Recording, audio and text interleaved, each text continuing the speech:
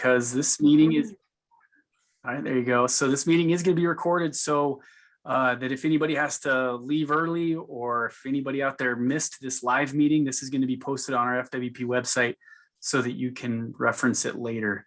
Because really this is intended to just provide you all as much information as you need to provide input to the Fish and Wildlife Commission on these proposals. And so tonight is going to primarily focus on the Region 1 proposals, but we're also going to go over some of the statewide proposals as well that are open for public comment. And once we get into the actual presentation, I'll go into a little more detail on how to comment, and what the meeting, or I guess what the presentation will look like a little bit more. But to back up a little bit, just as a reminder, this is also our Citizen Advisory Committee meeting. And so you can see on the gallery there, our citizen advisors who have volunteered to spend many hours with us, advising us, listening to presentations, having really good, robust discussion on a variety of topics that are important to all of them. And so we're really lucky to have a really engaged Citizen Advisory Committee. And so those are some of the names you're going to see on here tonight. We're going to go around here in a second. You're going to hear an introduction from each of them, who they are and where they're from. And then we are going to go into Neil's presentation. So thank you everybody again for being here. And I am going to hand it off to our chair of the CAC. That's Daniel Kaufman. She's going to introduce herself, and then we'll go around and introduce everybody, including we have Vice Chairman Patrick Tabor here, who serves on the Montana Fish and Wildlife Commission. He's here tonight. And then we've got a lot of FWP staff as well who are going to introduce themselves. So Danny, if you wouldn't mind, introduce yourself. Yeah, hi, I'm Danny Kaufman, and I'm in Kalispell, and I'm an attorney. And I hope it's not too weird that I have my work virtual background up, but I'm just going to go around in the order that I see you on my screen and have you introduce yourselves. And the first person is Commissioner Tabor, and I'm also wondering if maybe Dylan would now be a good time to have him provide any brief updates, or should we just go through introductions? Yeah, that sounds great. Vice Chair Tabor, if you have anything beyond season setting, I guess you'd like the group to know about, here's your chance. Great. Well, thanks, Danny, and thanks, Dylan and Jim and the staff. Appreciate being with you guys. I know this is going to be a big week. We've got a number of meetings at various places throughout Region 1 as we roll out getting the input for season setting. I think most of you probably tuned in to the December 14th meeting, and perhaps even more importantly, to the December 13th working session prior to the December 14th meeting, where the commission had strongly fed back to the director and to the staff at the regional, or I should say at the headquarters, that the initial feedback on a lot of the elk proposals and some of the others was creating a tremendous stir with the public, and that it didn't feel tenable. Hank and his staff worked tirelessly to reconfigure some things so that the commission had some sensible proposals that we talked through and put out for public comment. The thing that I want to emphasize more than anything, not only tonight, but in the meetings that I can, that I'll be able to attend, is this is a process that involves everybody. It's a massive fact gathering, opinion gathering.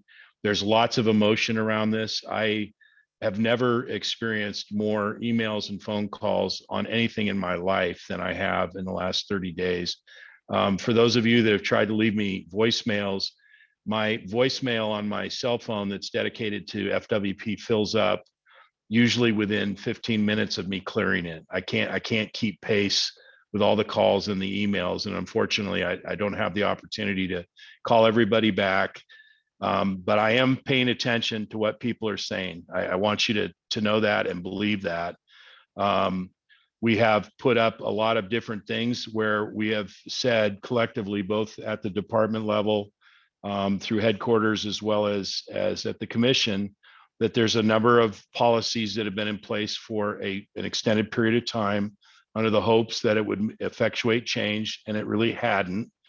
And so now's the time for change. And There's some people that look at that and are upset, they're angry, they don't believe that's the right course. There's other people that said it's about frickin' time, and there's everybody in between. And so the one thing I can tell you is there's virtually no shortage of emotion and no shortage of opinions on any given thing that we're talking about here. So our job is to listen and to gather and to be informed. I believe the department's job is to inform us on the biology. That's super important that we get the expertise from the biological perspective, leave the social stuff to the commission. And that's what we'll focus on. So I'm excited about the process, and I'm excited to hear what all of you have to say. So thanks, Dylan, and thanks, Danny. Thank you. I'll save Dylan and Jim for last. Andy Larson, you're next on my screen. You're muted. There, is that better? Hi, I'm Andy Larson. I'm from St. Ignatius. I also have a place at Lake Mary Ronan. So we're kind of all around Region 1. We're quite interested in what's going on between the tribal regulations and the FWP. That's really not the focus of what we're talking about, but I'm glad to be a part of this committee. Thank you. Thanks, Andy. Joe? Hi, Joe Navone. I'm in Big Fork, soon to be retired physician and looking to occupy my free time and doing something I like a lot. So I'm still new to this process, so I don't have any emotional opinions just yet, but looking forward to learning a lot and helping out. Thanks, Joe. Mark Christensen? Everyone, I'm Mark Christensen. I'm not so soon to be retired bicycle mechanic in Kalispell, Montana. And I'm very excited to listen to Neil's presentation on the proposed changes for the 2022 season. All right, Corey? Good evening. Yeah, Corey Anderson. I live in Columbia Falls here, originally from Whitefish, lifelong Montana resident. I appreciate the opportunity to be a part of the CAC. Thanks, Corey. Jeff? Hey, thanks for having me. Jeff Costello from Libby. I think I referred to myself as the radical recreationist. I'm just proud to be part of this group and glad you guys invited me. Thanks, Jeff. Madeline?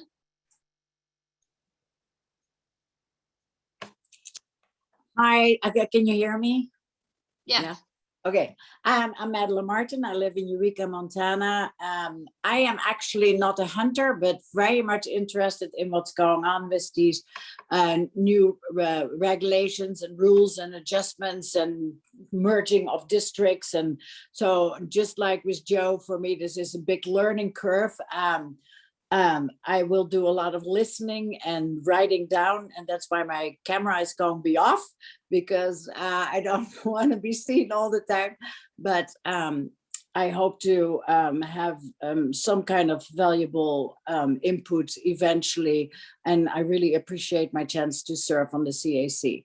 I am a volunteer for now retired Tim Manley, and also for Wendy, the wolf specialist. And so I've been connected with fish, wildlife, and parks for a number of years now. And that's where my main interest came from. Thank you. That's awesome. Cody? Yeah, hi, Cody Vorman's here. I'm a civil engineer in Kalispell and active member of the hunting outdoor community. Just happy to be here and listening to the proposal.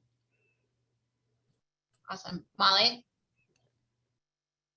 Hi, good evening, everybody. I'm Molly Vandervoort. I am in Columbia Falls, and I'm one of those hated transplants from Oregon. So I've been here for 5 years, and this has been an incredible opportunity, even though it's only my second meeting on the council, to learn more from everybody around the region. And I'm really thrilled to be a part of this council. Thank you. All right. Pat?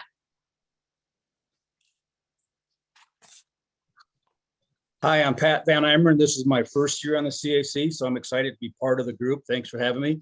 Been in Montana for 30 years. I live here in Whitefish, have hunted elk for 30 years in Montana. And yeah, kind of concerned about some of the changes we're seeing for the statewide proposals. Interested in see what's going to happen for the next 3 weeks and be part of it. And actually going elk hunting on Thursday over to White Sulphur to take advantage of the shoulder season hunt. So there it is. All right, Cliff. Hey everybody, my name is Cliff Kipp. I live in Kalispell. I've been here since the early 2000s. I work for the Montana Conservation Corps, and yeah, super happy to be a part of this group. Second go round for me. Awesome. Shelly.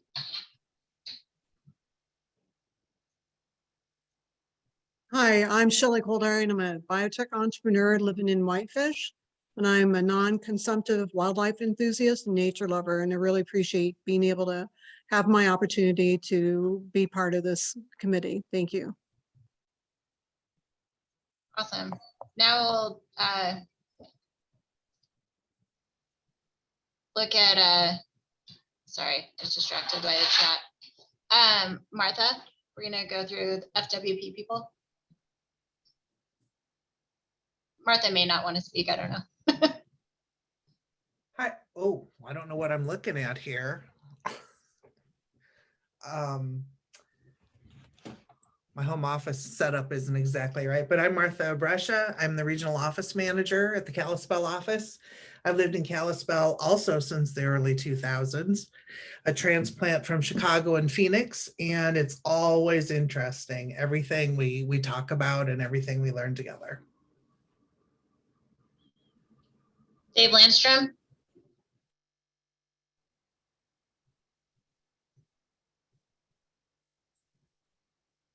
Hey gang, obviously I'm not in my office tonight.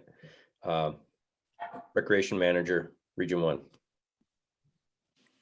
Okay, Lee Anderson. And Lee might be having some technical difficulties trying to sort out. So I don't know, Lee, if you're able. Oh yeah, that's what distracted me. He doesn't have video or audio. That makes it a little hard to do Zoom there. So we'll have to get Lee back in here somehow. I don't know how that happens. Typical law enforcement. Do you guys just give the wardens the Apple IIc computers from 1984? We just give him a can with a string. All right, Ethan. Thanks, Danny. I'm Ethan Lula. I'm the area wildlife biologist here in Eureka. Awesome. Ron Howell. Hi, I'm Ron Howell in Helena. I've been with the department 15 years, all of that time spent in enforcement. Most recently serving as the assistant chief here in Helena of enforcement. Recently got out of enforcement and am serving in the legislative liaison position here in Helena. Great. Mike. Can you hear me? Yep. Hi, I'm having to listen in on my phone because our internet's out in Thompson Falls, but my name is Mike Eppinger. I'm the area biologist in Thompson Falls, been here for about a year, and happy to be here tonight and listen. Great. Neil. You're muted. Hey everybody, thanks Danny. I'm Neil Anderson. I'm the Wildlife Program Manager for Fish Wildlife Parks out of Region 1, Kalispell. Sorry, my dog was freaking out that there was a door between us. Let's see, Jim Williams. Hi, everyone. Jim Williams, Regional Supervisor for FWP. And I've been here about 30 years. It goes by quick. And I'd like to echo Commissioner Tabor's comments. A lot of emotions. I've watched in 30 years, it's all passion, people care, and that's a good thing. One of the old ComEd people that was in Dylan's job years ago, Mike Adderhold, shared with me that Idaho, Wyoming, Montana, and Alaska, sometimes up to a third of the legislative bills relate to fish and wildlife and recreation. And that's all passion. And if we ever lose that, I think we're in trouble. So yeah, there's a volume of comments, lots of opinions, and that's all good. And everyone cares. So I want to thank everyone for your valuable time. I see we have a big list on the attendees, and it's growing. And just thanks for your time and for your engagement in this process. All right. Last and most important, Dylan. I thank you, Danny. And I'm actually gonna Angie just joined us too. So Angie, I don't know if you're logged in yet. You want to introduce yourself? She might still be in the transition from attendees to panelists, but Angie, were you able to join us? Well, I'll start yakking, and then if I see her pop on, I'll pause and give her a chance to introduce herself. But thank you very much, Danny, and again, everybody, for being here tonight. So this is, again, intended to be a really hopefully useful information presentation for you. I'm going to go ahead and share my screen and kind of start things here, kind of help explain what the goals are tonight. And so, okay, that's up. Yeah, so this is our CAC meeting, but typically we do a round table. We go around and hear all from different members, kind of topics or issues on their mind or amongst their kind of communities that they work and play with. And so it's just a good avenue for us to really stay engaged with our citizenry. And I encourage anybody out there who finds this intriguing or something like you might be interested in to please keep an eye out for when we advertise for new seats available on the CAC, and you can contact me directly here at our Kalispell office and I can give you more information. But every year or two, we're always advertising for new members to join the CAC. So please consider that if this is something you want to stay engaged with. Tonight, though, is different than most CAC meetings. This has been kind of coupled with our season setting process that's underway. And I'm going to give a little bit of background on the season setting process, because it's kind of a big thing that's got a lot of moving parts. So we're trying to make these informational meetings helpful so that you all can provide valuable input to the commission here in this last stretch before the February commission meeting. So every 2 years, Fish, Wildlife, and Parks undergoes the season setting process. And it's just a opportunity to review our regulations and our season structures and solicit input from the public to say, do things need changing? And our last Director Martha Williams, tasked us with simplifying regulations. And then our new director, Hank Warsek, said, let's really simplify regulations. Let's keep this going and try to find ways that we can eliminate any unnecessary complication or common confusion, things like that just constantly hang people up. And so this season setting process, we're in that 2-year cycle now again, but the theme of this season setting process is really to simplify regulations. And so you may have seen this fall, we did a pretty robust scoping period where we held presentations like this one to really explain this process and explain some of these tentative or even more vision or draft proposals that would aim to simplify our regulations and season structures. And the focus was on deer and elk, but the season setting process does encompass pretty much all species. And so that's why you'll see in this presentation tonight, and also when you go on the website, that all species are really under review, and there's some specific proposals that are seeking public input. And so that's what we're really trying to help you understand so that you can provide comments on those specific proposals. And so after that, that fall section where we had some scoping meetings, we solicited comments that way. We had a public meeting or a CAC meeting that went over some of that.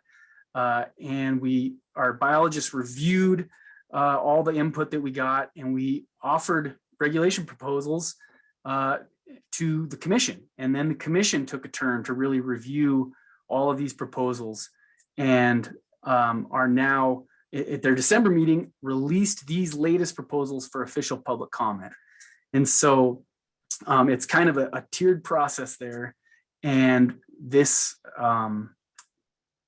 meeting tonight is really intended to help explain those proposals that are out for public comment. You can see just from this and what Commissioner Tabor and Jim mentioned, you know, our biologists really focus on the science and the biology of these season structures and regulations. The social issues and the social decisions are really handled at the Fish and Wildlife Commission level. And so that's why, you know, in the beginning, we kind of help review the science and the biology and try to still stay in touch with the public and what they want and need and think they would like to see in their structures. And then the commission, though, is the ones who really now at this stage of the process are accepting public comment, and then will make final decisions at their February meeting. So tonight we're going to offer a huge presentation on a bunch of things, and there's going to be opportunities at each section for questions and answers.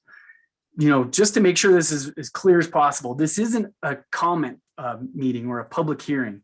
This is a Q&A informational meeting. So we're really looking for questions or confusion or something that you need to hear explained a little bit better or clearer so that you can then go provide comments. I want to show you how we can provide comments, because tonight is, like I said, Q&A, but I want to make it as easy and as simple as possible for folks to provide those comments that will go to the commission for them to review. And here's the ways to comment. So the deadline is January 21st, so you still got a few more weeks.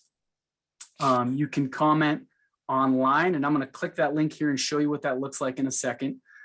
You can send comments to that email address right there on any of the proposals that are in front of you. And then you can also do mail. You can type something up and mail it to that address. We have comment cards at our Fish, Wildlife, and Parks office here in Kalispell. We've got maps displayed in our front lobby, big maps, and handout material of all the master lists of these proposals. So if you come to our office in Kalispell, we can help answer any questions in person that way as well. We are having this meeting tonight on Zoom, and then we're having 3 in-person meetings as well this week in Libby. Tomorrow night's in Eureka. January 5th is in Thompson Falls. January 6th is in Libby. And the reason we have in-person meetings in those smaller rural communities and a Zoom meeting tonight is because we wanted to offer a variety of options for folks who want to get this information. Like I said, it's not a traditional public hearing where you stand up at a podium and state your name and provide us your comment over a couple minutes. This is really just informational. And so in the large urban center of Kalispell, we thought instead of having a large public gathering somewhere where if you don't sit in the first few rows, you can't see the slides and you can't hear the speaker. We didn't think that was maybe going to be the best. And also in light of COVID, we didn't think getting everybody in a crowded room was necessarily the best, when Zoom over this last couple of years, I think, has proven pretty effective. And we've heard a lot of good feedback from folks that they kind of like the convenience of doing it this way. But we're also offering some in-person opportunities in some of those rural communities as well. So trying to offer as many different variety of opportunities for people to get this information as possible. Here is how it happens when I'm going to stop this share. And I'm just going to quickly walk people through our website so that you can kind of see how this all is laid out, because there's a lot of information. So here is FWP website. Right here, you go front page, and right here you'll see outside today this icon that says 2022-2023 hunting regulation proposals available for comment through January 21st. Click on that, and this page or in section is everything you need to know about these proposed hunting regulation changes. So up top, we've got season setting meetings. So here's the schedule of all the season setting meetings we have going on across the state. Now, if you are interested in some of the specifics of proposals in Region 4, for example, Region 4 has a ton of these meetings. They have some Zoom meetings as well.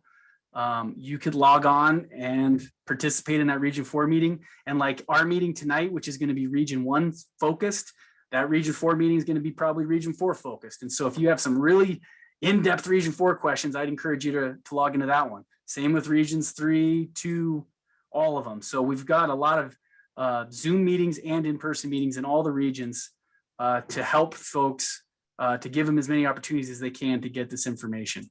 So here is all the meeting information right here on this page. So you go back, public comment. Here's how you can comment. There is the website link, or I'll show you, you go down here and let's say deer and elk is something you are passionate about. There's all the deer and elk proposals for the entire state is going to be on this page. Antelope, you can see lion, moose, sheep, goat. So let's click on deer and elk. All right, here, there again is the reminder on how to comment. We've got an interactive map to help folks if they really want to kind of zoom in and see what these boundary changes could look like. We've got the proposals broken down by region. So again, if you're interested in Region 2 deer and elk specific proposals, all of that, including a map, what a draft regulations would look like is right there. So you can see this is what the actual regulations would look like. I gotta rotate that, but so there's that. And then if you just want to have a blank, just a bunch of breakdown of all the proposals, click on this one, the master list. So here is every deer proposal for the state right here. So you can see it starts in Region 1 and just works its way down. So lots of information here, but just trying to walk you through it real quick to kind of understand how you can access it. Dylan, can we ask any questions right now? Please, yes, now's a good time, yes. So if you go back to that deer and elk page and then go to statewide, right there. So you see right there, they go in right away to, the comments, keep scrolling down where you can enter your name and comments. Yes, thank you. I forgot to mention that. That's kind of page important. right there is significantly different than the comments that are set up for the region specific comments. And so if you look at like Region 4, Region 2, the biologists in those regions spent a significant amount of time providing the rationale for their proposals.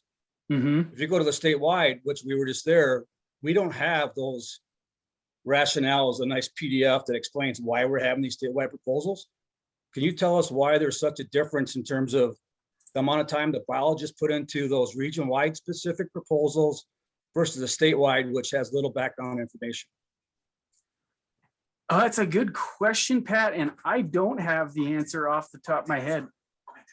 But is there any other staff who might know a little bit of the background there on that? Anyone else? I was going to give Commissioner Tabor a chance to reply if he wants to, or I can try to answer that as best I can. Okay. Yeah, some of these were especially for the elk, some of these statewide proposals came in a little bit later in the process. So you heard Commissioner Tabor talk about some of the proposals that came out that were highly controversial. Got a lot of phone calls on them, a lot of people calling in, highly passionate about that. And so they removed one of those bigger proposals that was causing a lot of concern and adjusted and made some changes to some of the proposals. And I think that's what you're seeing here. A lot of these are social more than biological in terms of, how we harvest an animal, the season types, those type of things. So there isn't a lot of biological information with it. A lot of it has to do with the fact that they came in fairly late in the process. Yeah, I agree with that. Guess I agree with those proposals coming in from, the December 14th commission meeting. But once again, now we've had 3 weeks since, and I know it's the holidays, but we've had 3 weeks since that commission meeting where we could have some background in terms of biology. So if our goal, for example, in some of these areas is to reduce the cow population, having some of the biology in there in terms of why we want to harvest cows versus antler elk would be good for the public to have that background information. So I think there's probably some work that could be done in this area yet. And I might comment as well, if it's all right with you, Danny. So I'm not sure that it's quite accurate to say that the information in here isn't supported by biology. What it isn't supported by was the process that went through at the very beginning that the director had set out through the regions. So there was a kind of a two-step exercise that was done. One was the challenge that really started before Director Orsak took over, and that is the simplification process. And you may recall, because I think we discussed it in the very first CAC meeting, that we're going to look at all things. We're going to look at special permits and everything else. And so we went through several rounds of that. Parallel to that, though, there was also a challenge put in front of all of FWP, and that is to say, okay, in the issue of elk in particular, but some of the other species where we took fairly drastic measures in the past to try to effectuate a certain outcome. So elk would be a perfect example. The original commission that sought to effectuate change wanted to essentially try to effectively force access on private land. And so the means by which they did that is they created a permitting process in a variety of districts to effectively try to push landowners to increase access. It had the opposite effect, really. And so then what happened, and in parallel to that, there's been a number of different measures over the years for this ever-growing population of elk and being over objective, and a variety of different things tried: shoulder seasons, damage hunts, you name it. There's been a lot of things that have been tried. So what you're seeing now is a walk back of some proposals that have just proven to be ineffective, and some other ideas that have come up. And this is where I think there's a really solid opportunity for the public to weigh in, because I think any reasonable idea is to be considered. And that's really what the director was trying to communicate when he put forth what seemed to be an outrageous set of ideas. What we do know is we're so materially over objective in some of these districts that it kind of wouldn't matter what you do. We'd never run the risk of hurting the population of the elk. That's not really the issue. So maybe that's what Neil meant by there's no biology involved here. The real issue is, how do you get it done? And how do we get after the real core issue, which is landowner and sportsman relationships and access? And can we do this in a fashion that is productive and is accepted widespread? And it also involves hunters beyond just resident hunters, non-resident hunters, a variety of different ways, and getting after cows, getting after, so everything's up for consideration. And I think that's what this suite of proposals represents, is ideas, maybe not the best, but definitely ideas, or a suite of proposals that is trying to tackle what has been an ever-growing problem. So I guess that's how I'd characterize it, Pat. And if there are particular pieces of information that you feel you'd like to have the biologist weigh in, communicate that somewhere in the line. We'll get that to you, because I don't want anybody thinking that any of the decisions that ultimately affect any species won't have any biology behind it. That's not going to be true unless it's an issue that we're trying to solve a social problem. But in most of these things, we're not worried about the species. We're worried at trying to figure out how to get to where we need to get. So Yep, understood. Thank you. Yep, and I might also echo, so we are the first Zoom meeting. So all the other regions, most of these are in a region other than Region 1.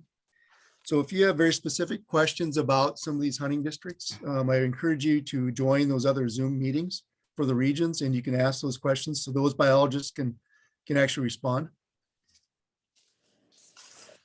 Awesome. Well, thank you. I'm just going to wrap up how to comment, and then I'm going to hand it over to you, Neil. But Pat, thanks for setting the how we can ask questions. So if you have a question, CAC members, please either raise your hand or kind of just chime in when we get to those opportunities, because we don't want to zoom past anything that is unclear or confusing anyone. So I'll just finish showing here, how you can comment on the website is this little form right here, and this kind of helps organize it.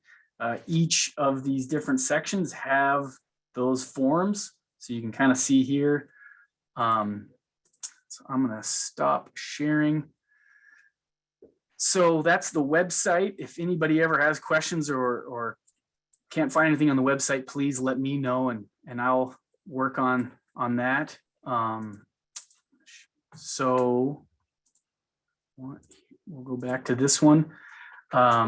So we'll circle back to this slide many times on how to comment, how to submit formal comments to the commission, because I want that to be as simple as possible for everyone. Tonight, if you have questions and you are confused or something needs clarification, you can do it a few ways. You can type it into that Q&A. So everybody see that little Q&A feature at the bottom of the Zoom meeting. You can type it in right there.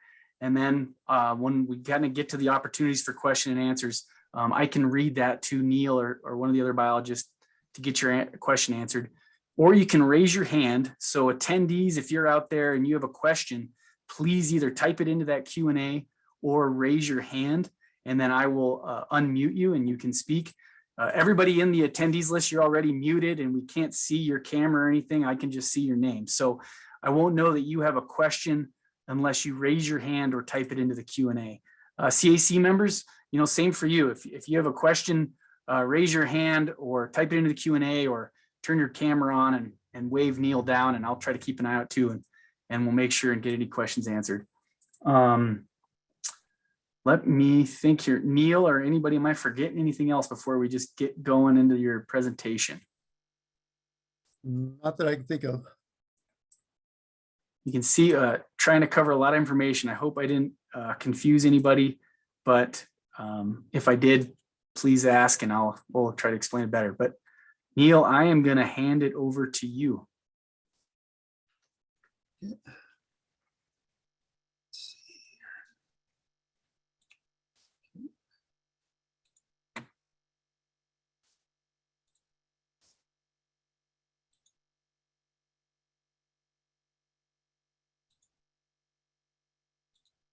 All right, can everybody see my screen? Yep. Okay. So thanks, Dylan. Thanks everybody for the questions. So we have a lot to cover. We're going to, as Dylan mentioned, we're going to try to focus primarily on Region 1 proposals, but we will delve into some that are statewide proposals that affect Region 1, as well as maybe talk a little bit about some of the elk proposals that some of the CAC and Commissioner Tabor had already spoke about. What we'll try to do is break between some of these proposals so that folks have an opportunity to ask questions on specific proposals or at least specific hunting districts. I'll try to cover some of the regional proposals and I'll ask the biologist to cover some of the individual district level changes.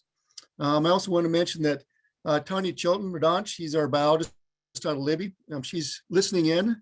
She's been a bit under the weather and is really having a hard time communicating very well right now. So doesn't feel comfortable like she can actually talk and be heard. So she apologizes for not being able to be here. Hopefully she'll feel better soon, but so we'll try to handle those. I don't know, Ethan, if you're on, if you could handle that 103 when we get to it, that'd be great. Otherwise I can. So what we'll do is kind of move through these. One of the things that we were asked to do in terms of the simplification was to try to combine hunting districts, especially those districts that were similar in regulations for elk and deer. So a lot of priority was put on trying to simplify regulations for the most popular species, elk and deer. And so we took that to heart and we came up with some proposals. And if you look at the screen over here to the right, the maps, these are some of the things that we thought about. So what we're supposed to do is where possible. So where we might be able to have regulations that are similar, but also the biological data supports consolidating those hunting districts. So on this map over to the right, you can see there are 3 different boundary changes that we're proposing for Region 1, at least in terms of combining districts. Hunting District 101, which is this one right here. I don't know if you can see my cursor. We are going to combine 101 with 109 and make it a bigger district called 101. See it over here to the right. 103, so we're looking to combine 102, 103 into one bigger district, 103. And then the same down by the Thompson Falls area, combine 123, 124, and 200 into one bigger district and call that 200. Now we'll probably hold off on getting questions on those individual districts until the biologists cover the changes that would be that would occur in those areas. In terms of regional proposals, one of the biggest ones that we had here that affected us the most was a request to look into changing antlerless elk permits to antlerless bee licenses. A while ago, we went back to permits. There's a lot of support because we don't know, folks only thought we should harvest one elk in Region 1. A permit requires you to use your general license, where a B license is just that, it's a license for another animal. So in this case, an antlerless elk B license would be a second license in addition to your general license. There's a lot of confusion over this in the regulations and the application process. Folks seem to be fairly confused by permits, especially when they apply to antlerless animals. Kind of used to deer, where you see a B license is for a doe and the general license could be for a buck or a doe, but it's primarily for antlered animals. That was some of the issues with elk. So the request came in. So what this proposal would do is would take all this area over here that's shaded. So hunting districts 100, 101, 104, 110, 120, 121, 22, 200, and 130. And it would convert those antlerless elk permits into antlerless elk B licenses.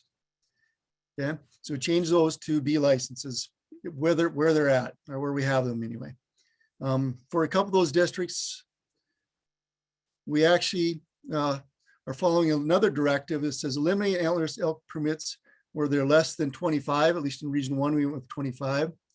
So what this means is these unshaded areas, so 110, 120, and 130, we would actually remove the antlerless elk permits or antlerless elk licenses. So if the proposal passes, what that means is these areas that are shaded would go to B licenses. These areas that are colored but not shaded would not have antlerless elk licenses. It would just be a general hunting season brow tine bull only, with a little bit of an exception. The other thing we looked at were some of the permits we had for permit to hunt from vehicles. So in Region 1, we had a small number of permits that were available for people that had this permit to hunt from a vehicle. You could only apply if you actually had that permit to hunt from a vehicle. And they were in a few districts. And if you look over here to the map to the right, it's primarily in the western part of the region, 100, 101, 104, 103, 120, 121, 122, and what was 123 and 124 all had permits to hunt from a vehicle. Because there were so few of those, we removed them. It was also very confusing on the application process. And the proposal is actually to try to allow folks to hunt on a general license in those districts. So we also would add 120 and 130 into that mix, but we'd eliminate hunting district 200 because Region 2 does not have that opportunity. So I guess in summary, what that means is in those areas that are shaded off to the right, a person with a permit to hunt from a vehicle would be able to harvest an antlerless elk and a brow tine bull utilizing that permit to hunt from a vehicle, would not have to apply for it. They could do that on the general license. And that includes all those shaded districts, does not include HD 110, which is the North Fork. And again, HD 200, which is down in the Thompson Falls area, as well as some of these districts over here, which are primarily more wilderness areas, more rugged, or 170, which is already either sex elk. This is again a little bit of a summary. Again, these shaded districts will be changing antlerless permits to antlerless B license. We'd also add a permit to hunt from vehicle opportunity on a general license so they could shoot antlerless elk as well as a brow tine bull. In 120 and 130, we are going to remove the antlerless elk licenses or permits, but allow permit to hunt from a vehicle. In 110, there would be no antlerless elk opportunities except for archery season. And in 200, we'd remove the antlerless elk licenses, change those to permits, but there would be no permit to hunt from a vehicle opportunities. Just as a summary, just to help folks go through this is what these your regulations would look like. On the top is what they look like now. And so you see what would happen is our elk permits. If you go down to the bottom one, which would be what's proposed, those would be elk licenses. You could harvest an antlerless elk. Rather than applying in April 1st, you would apply June 1st. And you see what over here on the right, where it says opportunity specific details or restrictions. What we didn't put in there is a restriction that the hunter may not hunt antlerless elk in this district. And that's obviously something we really like feedback on. So right now, as it stands, if this permit were to pass, you would be able to shoot an elk in Region 1 on a general elk license, which would have to be a brow tine bull or antlerless elk during archery season. Or you have to have an antlerless elk license, which allow you to shoot in second elk. Or you could have a permit to hunt from a vehicle. So if you see these permits were allowed last year, we're converting those to a general season opportunity. So a hunter with a permit to hunt from a vehicle could shoot a brow tine bull or antlerless elk. Questions on that? That's a lot to cover.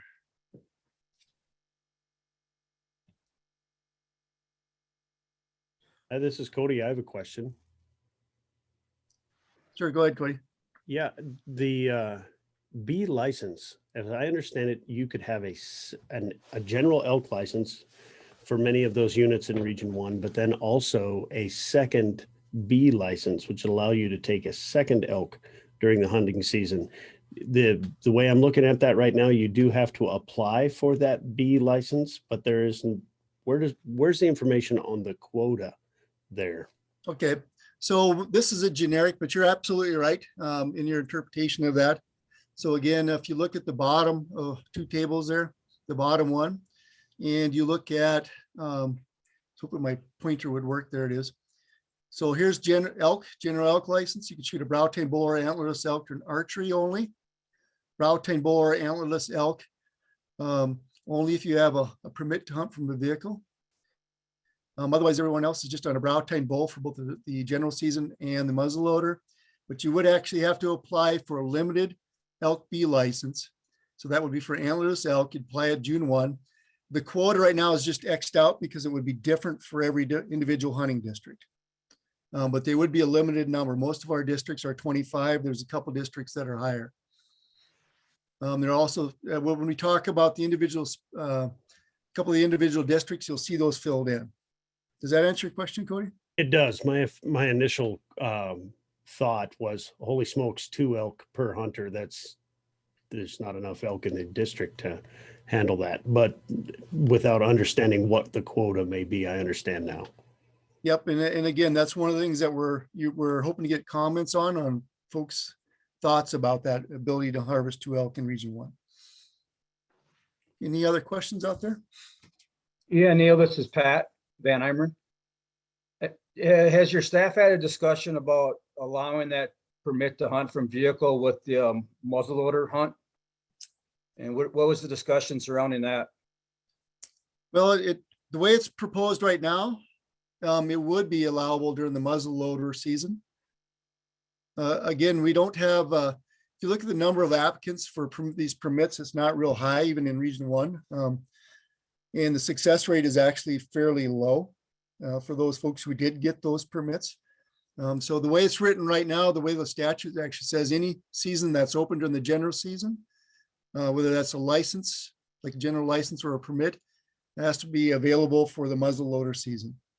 So if this proposal passes, hunters with a permit to hunt from a vehicle could shoot brow tine bull or antlerless elk during the general season, as well as during the muzzleloader season. It wasn't necessary in the archery only season because antlerless elk are legal anyway. Right. And I guess I was wondering, like, well, we don't have a sense of how many permits you give for permit to hunt from vehicle. But one of the concerns that I would have is just elk being on winter range potentially during certain years during that time frame, lower elevation that typically have more access by roads. And is that something that we want to see during that period of December? Yep, and again, right now we don't think there's going to be a huge biological issue here, but again, that's a comment that I think it would be good to get into those comments. Okay. Neil, I'm seeing a question in the Q&A as well. It looks like we just maybe a little explanation on the permit to hunt from a vehicle. The question is, does anyone else see opportunity for more hunting accidents with more hunting from vehicles? So I think that's referring to, I guess maybe could you explain how someone gets a permit to hunt from a vehicle and what qualifications they have to meet? Yeah, it's actually a fairly rigorous qualification. You have to get a notice, basically a a doctor to sign off on your limitations, and the legislature actually made those a little bit more difficult to get those now. And I don't know all the specific details of it, but you have to be able to demonstrate that you truly are disabled. And so there's not as many people who can get those permit to hunt from vehicles. In the past, there was a lot of abuse of that. Some legislative changes clean that up quite a bit.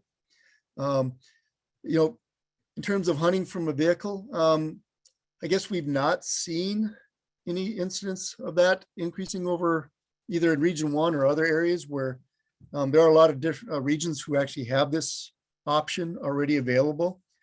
And I've not heard or seen of any increase in hunter accidents because of it.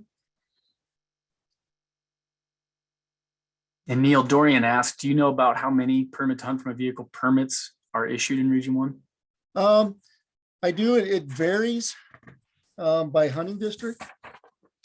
There's actually, if you look at the justification page on our website, there is basically the number of, in 2020, the number of applicants that we had. If you look at the total number of permits, 40, 45, 50, 55, it's a total of 55 in the region, is what we were offering before. And those would all be gone, but it was no more than 10 in any one individual hunting district. The highest number of applicants that we have for those permits to hunt from vehicle is hunting district 103 at 31. 121 follows with 21, and then it just goes down the hill from there. And there are a few districts where we had either the same number or actually less people apply for those permits than actually we had licenses. So I don't know if that answers your questions, Dorian, but I can actually, there is a table on there which shows how those were allocated in the justification.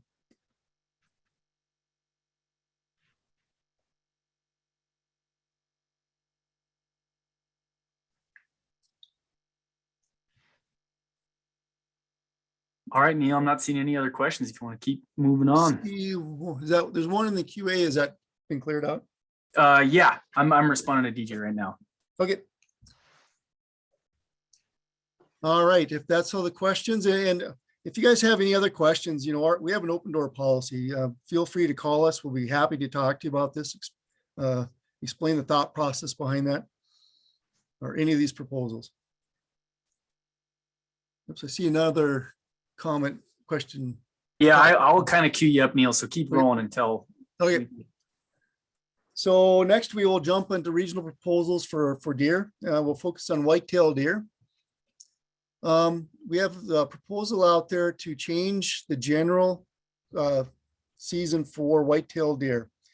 In many of our hunting districts, and you'll see they're shaded in this map up here on the top, we have a season that allows either sex whitetails during the last week, but only on private land and excludes corporate timberland.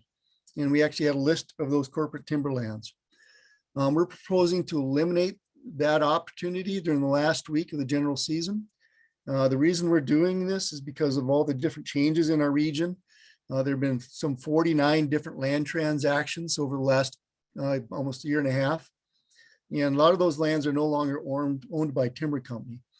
They've also been broken up into much smaller pieces. The reason we did this proposal in the first place was to allow landowners an opportunity to maybe harvest a few white-tailed deer, especially on agricultural crops where they're having crop damage. That's why we limited it to private property. But because the changes on the landscape, it's going to be a little bit harder to apply that the way we wanted it to, as well as when we were talking with enforcement, it's becoming a kind of an enforcement nightmare to try to enforce that. What we can do is increase the number of B licenses in those areas where you have a lot of whitetails to try to accommodate some of the game damage issues. So that would remove that. So right now our season, I'll go into our season, what it'll look like here in a minute, I guess. In a few areas where we didn't have either sex opportunity in the first week of season, we're going to add that. So right now in a lot of these districts, especially those colored ones right up there that you see, we had either sex opportunity during the first week of the season. We're going to add a few more districts in there, those shaded ones, 121, 22, 130, and 200, that will allow folks to harvest antlerless or antlered white-tailed deer during that first week. The reasoning behind that was primarily to take some of the pressure off of some of those younger aged bucks and give folks an opportunity that just wanted to fill the freezer, the opportunity to potentially harvest a doe. So this is what your regulations would look like in general for those areas that were shaded in. You'd be able to hunt antlered buck mule deer, either sex whitetail. Again, that circle right there during that first week of the general season. And after that, during the general season and during the muzzle loader season, it would be antlered buck whitetail deer only. We would retain this either sex whitetail deer for folks that were for kids that were 10 to 15 years old, as well as anyone who has that permit to hunt from a vehicle. Just point out, we do have a lot of B licenses in almost every district. And that number quota would change by the district depending on what the biologist sees on the ground and what our populations are doing. And those would also be available for all 3 seasons, archery general, as well as muzzleloader. For mule deer, we don't have a region-wide change for mule deer regulations. We've been throwing around some ideas. But because of this, the sheer number of changes, as well as some comments that we heard during scoping, we thought it best to hold off on any sweeping changes for mule deer. So rather than doing that, we thought we'd like to try to engage folks in a more in-depth discussion about mule deer management in Region 1, and hopefully we can start that this spring. But right now, there are no wide sweeping changes for mule deer. So any questions about those region-wide proposals for deer?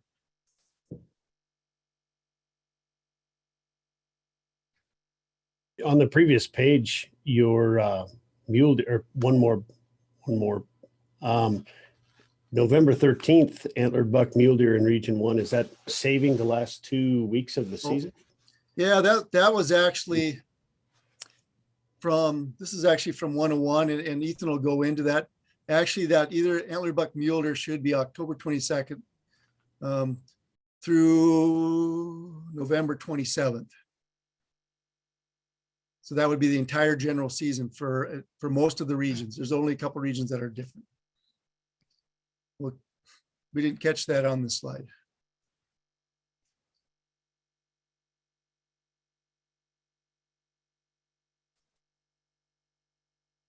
Yeah, Ron, go ahead.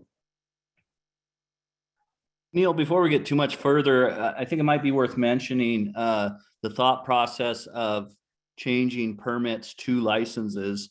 And could you talk about permits being for bucks or bulls and B license being antlerless only, how we've had it in the past and what the thought process is now?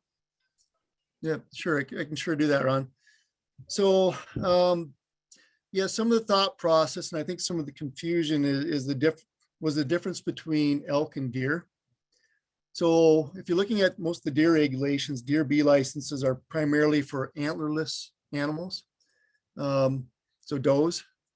Where in elk, it was more of a mix. I mean, you could get a permit for an antlerless elk, you could get a permit for a bull, you could get a permit for either sex. Folks were really having a hard time discerning that when they're applying for these licenses and missing application dates and different things like that. So in order to kind of streamline things and make it more consistent and less confusing, we're actually going back to we used to have the same system for elk about 8 years ago. Go back to primarily B licenses being for antlerless animals. Now it's not 100% consistent, but it's for the most part, it's going to make things very consistent. Does that answer your question, Ron? Or did I miss it? Yes, no, thank you very much.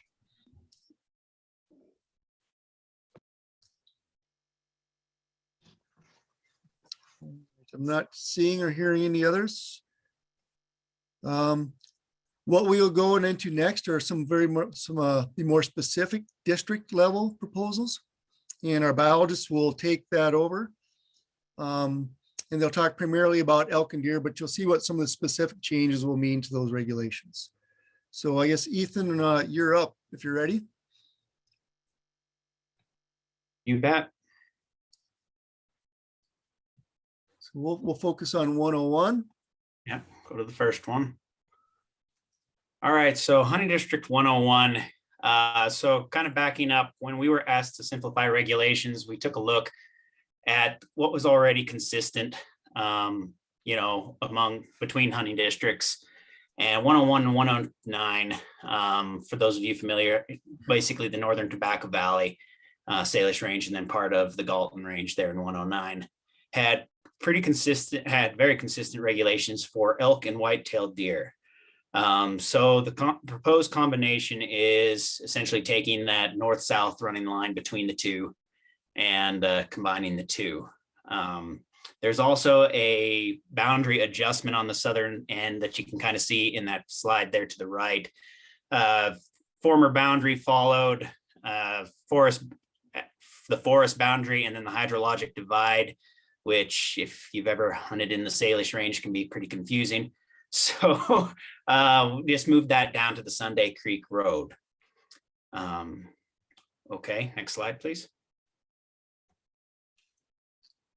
Where there was an inconsistency was with mule deer. So mule deer in 109 has a limited season with a limited draw permits structure for the last 2 weeks of the season. What that means or looks like is for the first 3 weeks of the general season, it's open to general license. During the last 2 weeks of that season, it's for permit holders only. This was put in place over concerns of, one, and then they're vulnerable during the latter 2 weeks of the season. And there was concern from the sportsmen in the local community that there wasn't an opportunity for older age class bucks for mule deer anymore. It's been popular in 109. And so given that popular, we threw it out for public comment to see what would happen if we extended that season structure to the new and combined 101. What that looks like is you can see there, it would have first 3 weeks of the season, with October 22nd to November 13th, be open to any general license holder. For the last 2 weeks of the season, it would be restricted to those deer permits 10150. And note that there's an apply by date of April 1 with a currently proposed quota of 15.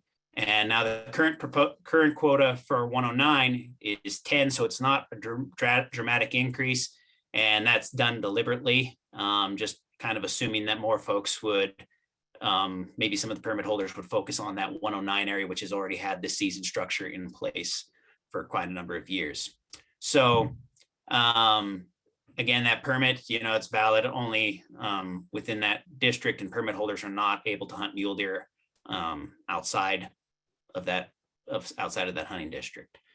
White-tailed deer was very consistent across both hunting districts, so that was left standard with the antlered buck, either sex during archery season in the first week of the general season, moved to a antlered buck for the general season, except for the youth and those with the permit to hunt from a vehicle.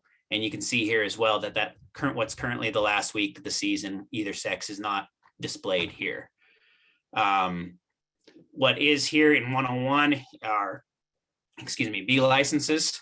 It's the lower line there, the 10100.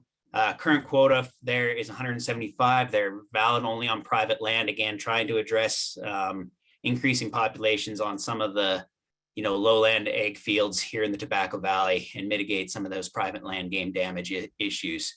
The last 2 winters have been very mild, and we've seen numbers stable to increasing in those portions of the hunting district, especially on the private land area. So the proposal would also increase the number of those B licenses to 200.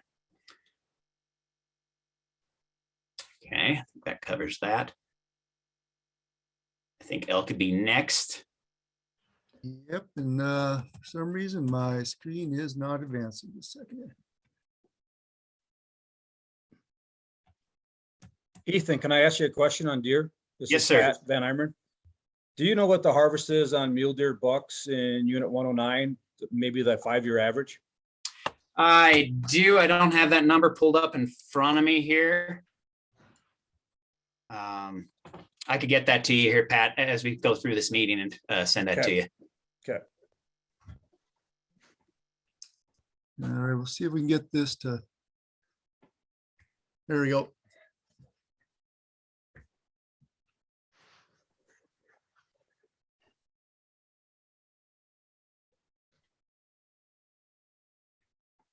I have one more quick question about antlerless elk B licenses or deer licenses, for that matter, B license.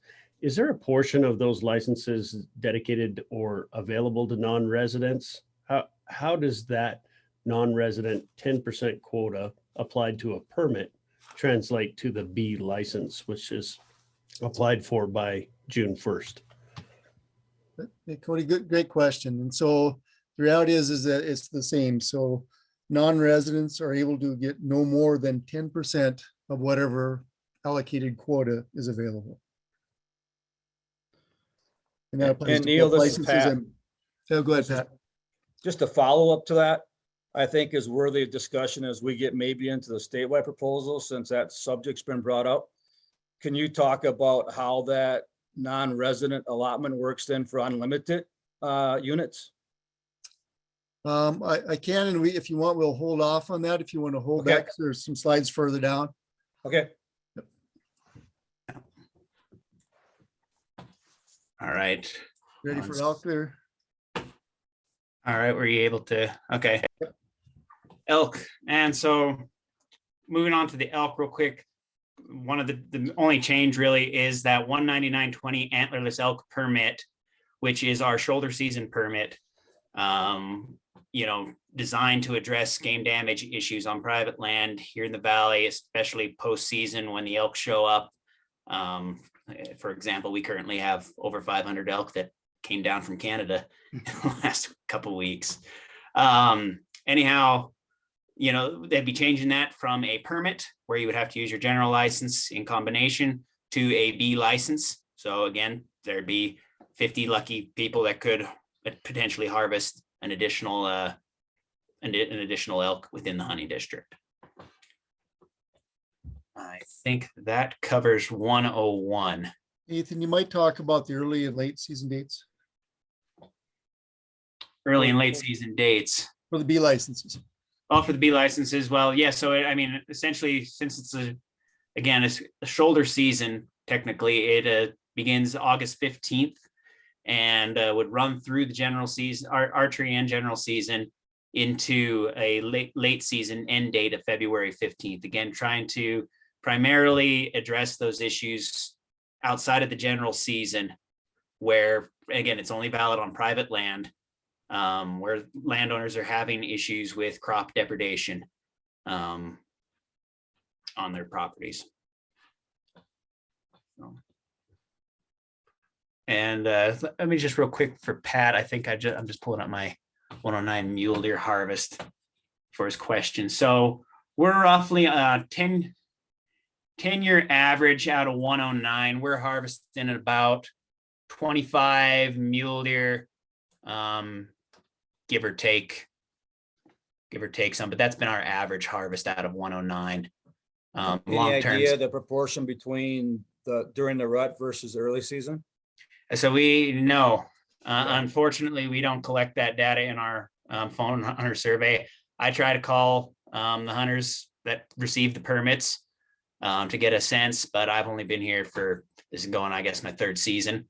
So I don't have honestly enough data to draw any conclusions between You'll those. have to harass Tim Thier. Yeah, I try. I do, and I mean, in conversations with Tim, it's this isn't a population level regulation. I mean, we don't offer doe harvest, so that's growing Right. populations. Right. This is more the proposal was put in place to try to maintain or grow a older age class of deer. Right. Nope. Sounds good. so- Thanks, Ethan. You bet. All right, any other 101 questions? I see something in chat. Dorian's asking, and I don't know if you have this, but what was the harvest for mule deer prior to it becoming a permit area? So this 109 prior to becoming 109's, I don't have a lot of information on that because 109 was originally split off of 101 or a form of what was 101. So these hunting districts were already combined at one point in time, and they were split off in 2002. No, yes, 2002. The regulation went into place in 2006.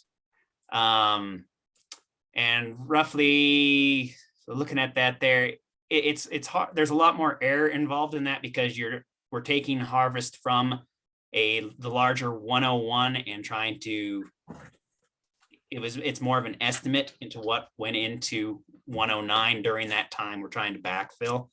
So, I mean, our harvest estimates put it probably at, I'm looking at it here, I mean, we're roughly 50 deer, more or less, but I mean, we're also seeing a long-term decline in mule deer, not only in 109, mule deer harvest, not only in 109, but in 101. This trend is very consistent. Within the last 20 years, we've seen a,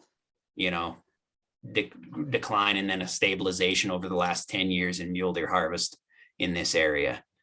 So I'm not sure if that's, I hope that answers your question there, Dorian. It's not a straightforward answer, I guess is what I'm trying to get at.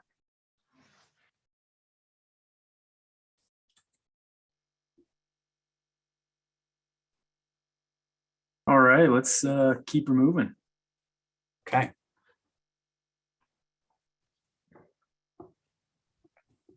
Next slide, if you would. Yeah. Every time I mute my microphone, it freezes my slide.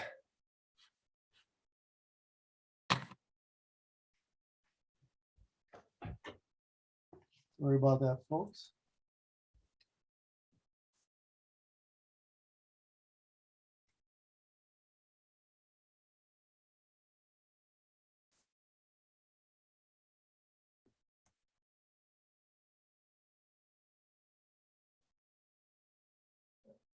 You see the full one, or is it just the? And I just see your whole presenter view. There you go. All right, so let's move on to District 103.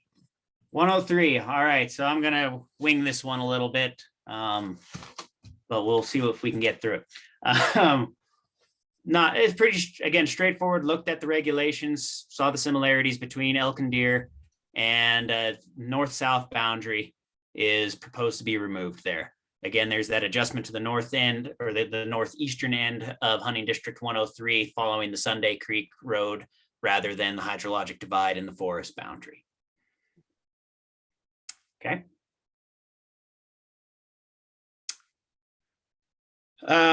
Mule deer, there would still be those 13 permits issued for the 103 area there. That's consistent with what's currently, or was that an increase, Neil?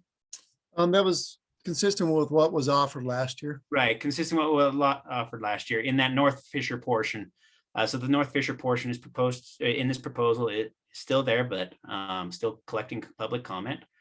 White-tailed deer, we combine the B licenses for 102 and 103, bring the total up to about 150. Right there. And those are really, again, what's the either sex white-tailed deer is 28th. Yep, That's first week. That was the addition of the first week, open to either sex, whereas the remainder there would, remainder of the general season, be antlered buck only for white-tailed deer, excluding those with permits to hunt from a vehicle and youth hunters 10 to 15 years old. Yep. The only thing I would add to that is that we will maintain this is an area where we have CWD in the Libby area. So we have that Libby management zone, Libby CWD management zone. And this is one of those areas where a license doesn't always apply just to antlerless animals. That's a either sex white-tailed deer opportunity. It's over the counter and it's unlimited, one per person. Yep. And we've had that in place now for a few years. Yep. Elk with the combination of hunting district, go back. Combination of hunting district 103, there's a carryover of what would be B licenses for antlerless elk that would now be applied to what is currently hunting district 102. Currently, there's only 25 for a quota. Again, archery through the general season into the traditional muzzleloader season dates. That's really the only change for elk that would apply to the new combined hunting district 103. Yep. And the number of antlerless licenses, it would not increase. It was 25 and 103 before, even though it's a larger district now, it's still 25.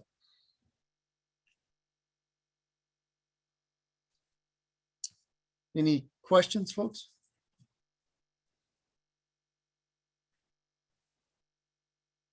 I have a question, Neil. This is Mark Christensen. Go ahead, Mark.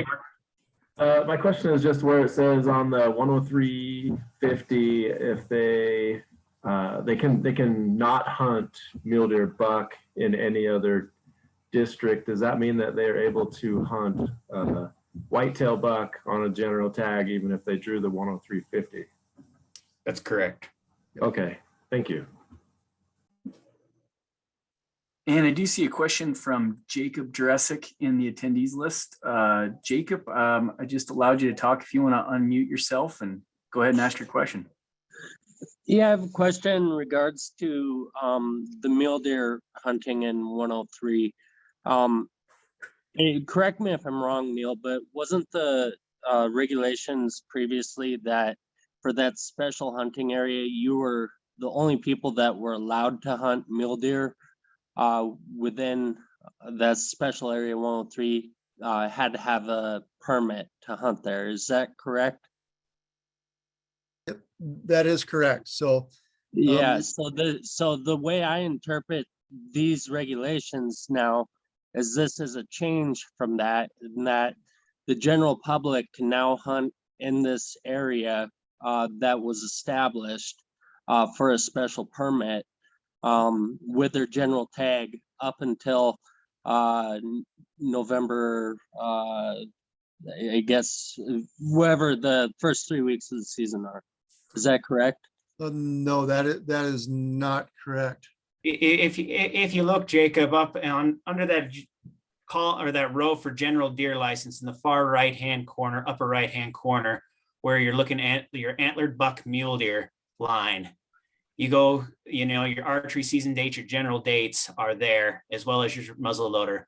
But that is only valid outside of that North Fisher portion, which is reserved for that permit holder 103, those that hold that 10350, those 13 permits.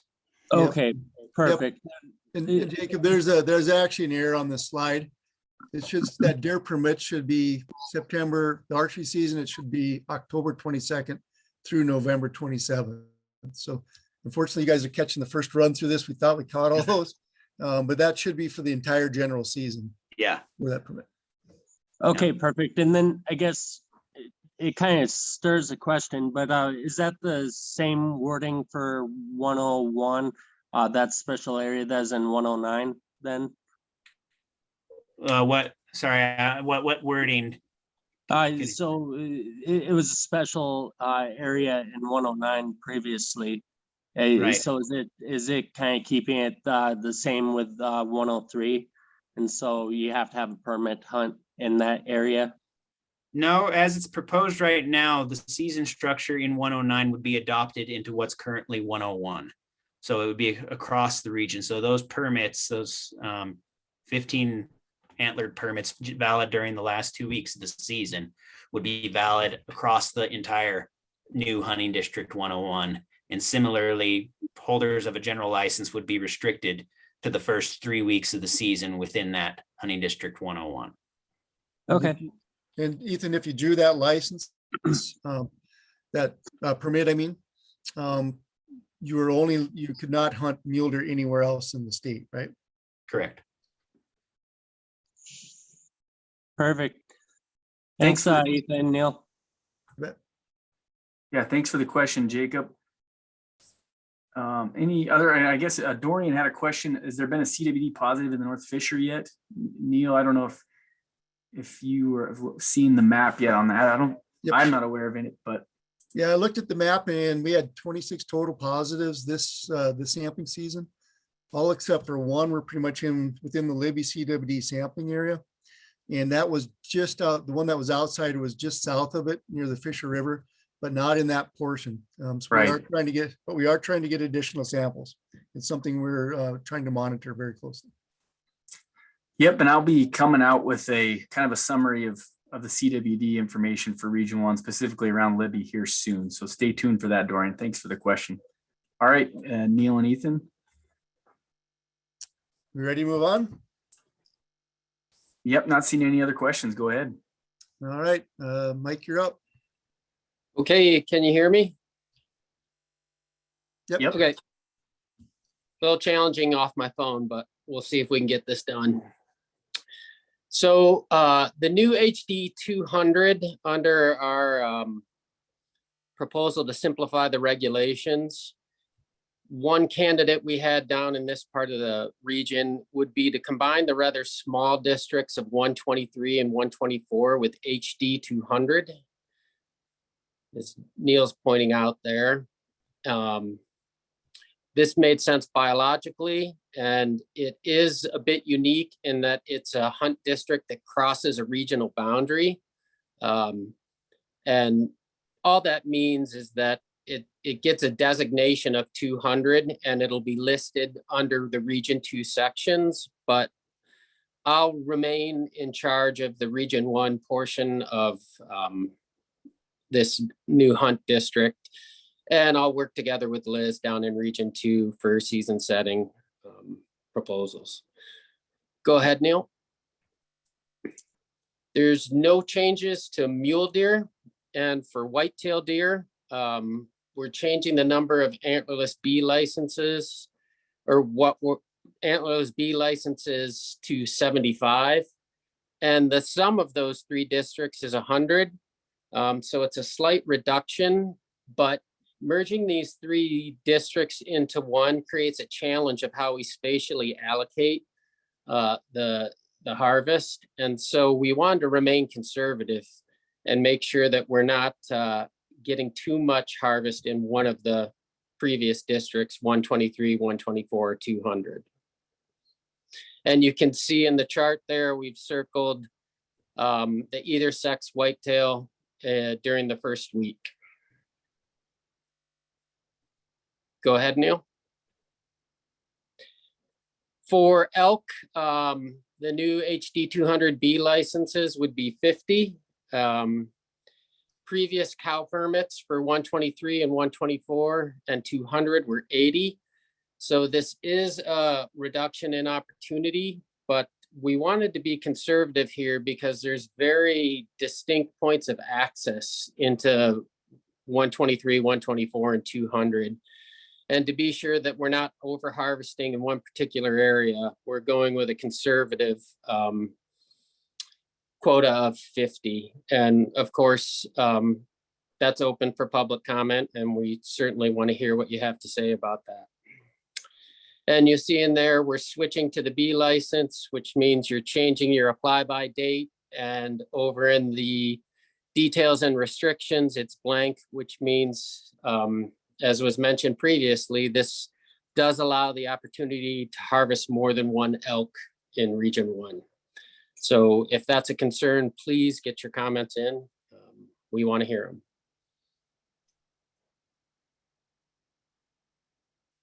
Next slide. Oh, do we have any questions on HD 200?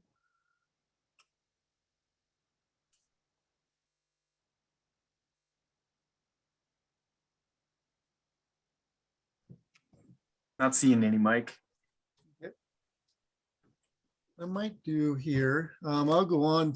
Wonder if we grab the right version of this because it's not bouncing back to the map. We have one more proposal for deer. This is we call it a general housekeeping. It's kind of a cleanup from a remnant that occurred in hunting district 170. The current regulations are antlered buck mule deer only for archery season. And then it says either sex mule deer during the general season. That was just a remnant of a change that happened a while ago that hadn't been cleaned up. So we're actually proposing to clean that up and remove that either sex opportunity for mule deer. And the new regulation would be for antlered buck only.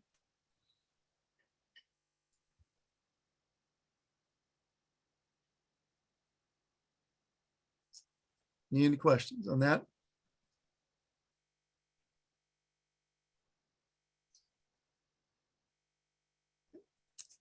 All right, moving on. We will go to black bear, and I'm going to try to do something here. I want to make sure I've got the right version of this, so please bear with me.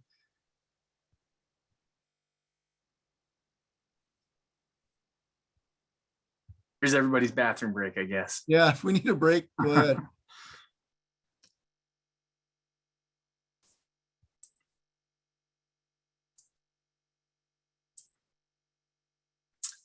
And while we're waiting, Molly had a good suggestion. I'm going to get this PDF and save it, or get this presentation and save it as a PDF, and I'll share it with all of you CAC members tomorrow morning. And then I'm also going to post it on the website next to this meeting schedule. So you can also reference this PowerPoint because it's a lot of information that's coming your way. So trying to organize it as best we can. So thanks for the suggestion there, Molly.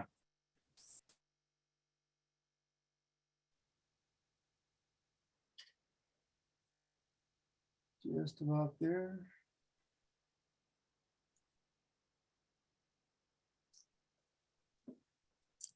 All right.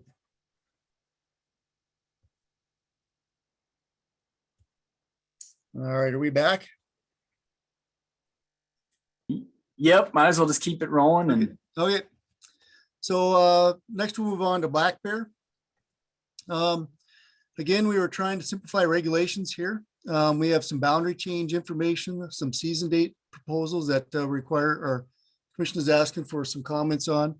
There's also a spring hound season that requires some comments, as well as some changes to what you need to do after you harvest a bear in terms of tagging. So jump into those.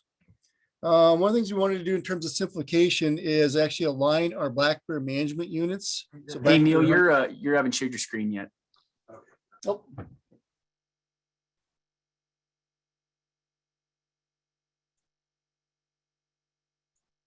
But your auditory presentation is top notch. It's top notch.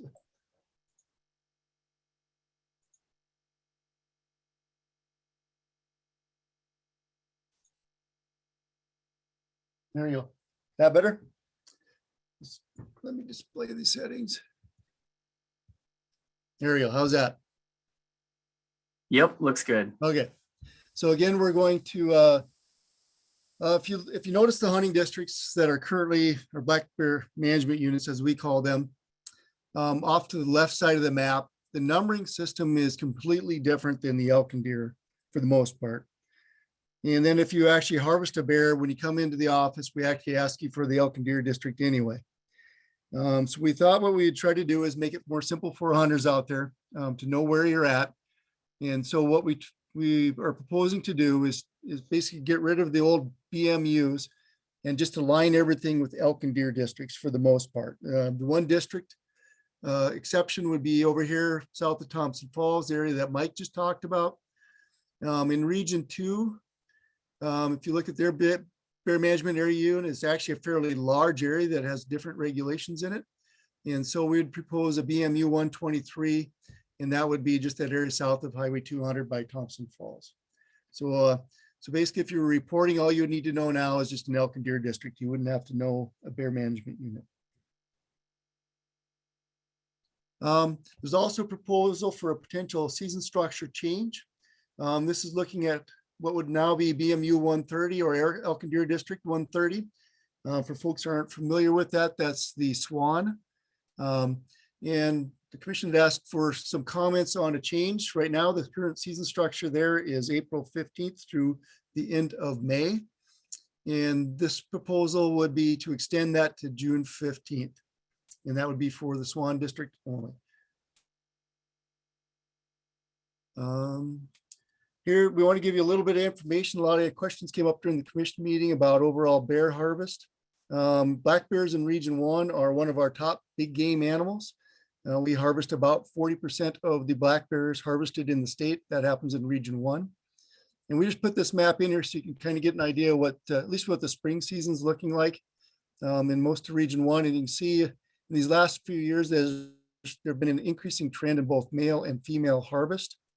What we try to do is keep the female harvest less than about 5%. Well, less than 40% total mortality, but we try to keep it down so that we aren't dipping into those that female portion too awful much. The black bear hound season, that was a legislative proposal or legislative bill, I mean, that required the commission to look at areas where they could offer hound hunting for black bears where it didn't conflict with grizzly bears. Obviously, that's becoming much more of an issue, especially in western Montana, where grizzly bears have extended their range significantly. So the current proposal is to offer spring hound hunting seasons in areas unoccupied by grizzly bears. In Northwest Montana, pretty much everywhere in Northwest Montana has had grizzly bears in it at one point or another and is considered occupied. There's also a bill out there that would allow for non-resident hound hunting licenses. They're called D4 licenses. There's a limit on those. There are about 40 offered up for black bears. And those would only be allocated in districts that would be considered open for black bear hunting with hounds. So the commission is seeking comment on where hound hunting may or may not occur, considering the presence of grizzly bears where this occupied and the Endangered Species Act definition of take. And I put that definition down here at the bottom of the slide. It's a lot of folks don't understand it, but it's actually to harass, harm, pursue, hunt, shoot, wound, kill, trap, capture, or collect or attempt to engage in any such conduct. So one of the concerns here is that we could get sued over the take issue. And that's why it's a fairly conservative proposal at this point. Again, though, the commission is seeking comments on where folks think we could or may not be able to do hound hunting for black bears in Northwest Montana. Commissioner Tabor, you had a comment. I did. Thank you, Danny. I just wanted to comment on two things that Neil presented. One of the things the commission is also considering is statewide consistency on that June 15th black bear. And so 130 was proposed. There could be other districts within Region 1 that going to June 15th might make sense. We would like your input on that. And also, for that matter, if you hunt outside of Region 1 and you're in other regions, it's kind of all over the board. And so trying to understand that a little bit better. And then the part that I think Neil articulated really quite well, the complexity on the hound season. We think there is an opportunity to expand this map. So it's super important for everyone this is a near and dear to your heart kind of topic, which I believe there's several people within Region 1 where it is. You need to give the commission a tremendous amount of information to help us understand, relative risk and associated with some of these areas. The best word that I heard, Neil describe was conservative. We're being, I would say, ultra conservative relative to presence of grizzly bear. And there could be the opportunity for both the combination of the utilization of technology and some effective training, which would help mitigate the taking of bears in certain areas within Region 1. I know that Neil has been working with Quentin out of the headquarters office to try to identify a couple of areas within Region 1 that could be candidates for consideration by the commission if we wanted to try to create some opportunity. The frustrating element of this is that 468 was effectively driven by the folks in Region 1 to create this opportunity to pursue bears with hounds. And as a result of this interpretation, it effectively makes it so that there isn't really any hunting in Region 1 going on with hounds. And that really, I don't think, sits well with a lot of people. So really encourage you to get your comments forward and help us understand the issues related to this on both sides of the issue. Thank you.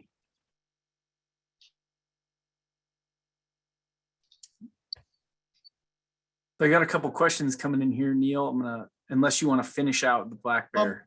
You know what? Why don't we go ahead and take those and then we'll get into the other one since these Okay. are probably more relevant to what we're talking about right now. Yeah, so two questions came in from Dorian. First, what could happen if a grizzly bear hound incident happens? And secondly, is there also a chance of overharvest in areas where hound hunting may be allowed? So the answer to the first question is we don't know for sure. It all depends on if a suit is filed and the legal system and as well as the judge that hears that. So there is potential that if they sue the state over our hound season, they could pursue more of our season. So in other words, they could go after the entire spring season, but it's hard to know that. It's one of those things that you don't know until the suit is actually filed and then what the courts might look at. In terms of over harvest, we know that from Idaho where they do harvest bears using hounds, about 16% of the harvest comes from hound hunting during the spring. What that means for us, yeah, if it happens in Region 1, we'll be watching that fairly closely. There are some districts where we think we're getting pretty close to that, the number of females in terms of harvest, where we might be digging into the population a little bit. But that's kind of the job, right? It's to monitor black bear populations. And we'll actually talk a little bit more about that, how we're trying to improve that. But so I guess the answer to Dorian's question is, yeah, it could be that they just go after the hound season, or they could go after more of a season, including the spring. And there is potential for increased harvest, and what that means to the black bear population, we'd have to review as it's happening. Thank you, Neil. Thanks for the questions, Dorian. Chris Bagnoli asked, do you have age data available for the black bear harvest? I don't have it on hand. We can get that for you, but it varies a little bit. But we try to keep harvest of females, particularly above 6, and there are places in the region where we may or may not reach that every year. But we can actually try to put that out if folks are interested in it. It takes a little bit of time to compile all that, and we'd have to compile it for each one of these new elk and deer districts. And right now, all of our data is in the old system. So if you're looking for region-wide, it's a little bit easier. If you're looking for individual districts, it'll take us a little bit more longer to compile all that. All right, and then a question from DJ Zor. Is there any precedent set in Idaho with hound hunters encountering a grizzly bear? Any backlash from those an encounter? Neil, are you aware of that? You know, I'm not aware of any. The reality is that a lot of places in Idaho don't have the number of grizzly bears we do. Now, as you heard Commissioner Tabor talk, there are probably some areas in Region 1 where we have lower numbers of grizzly bears, probably more similar to what they see in Idaho. But they do also not allow harvest in some of those more eastern areas, especially northeast Idaho, where there are grizzly bears present. And then Bob Keebler's asked, what's the rationale for extension of the season to June 15th? You know, some of the rationale is based on winter.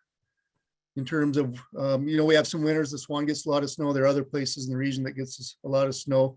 Many of the districts that are open to January 15th has a lot to do with snow conditions and allowing folks a little bit more opportunity in those areas where snow typically does not melt off as soon. The Swan, it's highly variable. Some years it melts off earlier, some it doesn't. That's pretty consistent with a lot of other places in Region 1 as well. All right, I'm not seeing any more rapid fire questions, Neil. Thanks for all the questions out there. Nice job, Neil. All right. And, I think you can keep moving. All right, let's move on to this. One of the things that we proposed, and this is actually originating from Region 1, as I mentioned, we harvest about 40% of the black bears in the state. We've been working on some of the challenges that we face in terms of monitoring black bear populations. Right now, you're required to bring a harvested hide as well as a skull into an office where we pull a tooth and we verify sex. What we're actually proposing is to eliminate the need to do that. One, it's pretty, we'll talk a little bit more about that next slide. But what it would do is it would eliminate the need to place a hide tag in the pelt. And you would not have to come in and present that bear to an FWP person. We'd replace that with a mandatory reporting call-in and a mandatory submission of just a tooth once you harvest a bear. Some of the justifications for going to that mandatory tooth submission. Yes, we do use age and sex information to give us some general ideas as to what might be happening with black bear populations. But really, it doesn't give us a good idea of what the status of that population is. It might give us an indication that maybe we're getting into the population a little bit much, but we still don't know the abundance estimate of that population. So one of the things that we're trying to do is back off a little bit from the time commitment that it takes for collecting staff to collect age information, collect those teeth, and try to apply it to a different methodology to better estimate population status using some sort of a mark recapture, either through genetics or even a camera trap option, which we're going to be evaluating soon. And then we'll utilize that age and sex and harvest data to support. It'll be more supporting information, and that will actually give us a better estimate of what our black bear populations are doing. We know only a small percentage of the harvested bears are misidentified by hunters. It varies annually. Typically, females are misidentified as males, but we can account for that missed ID when evaluating the data. And this is a methodology that has been used in several other states, primarily in the Midwest as well as in the East. And they've been fairly successful at it, getting on average over 85% of the teeth that are submitted aged. And we don't need 100% in order to use that age and sex data to supplement our estimate once we come up with that new method. Any questions on that?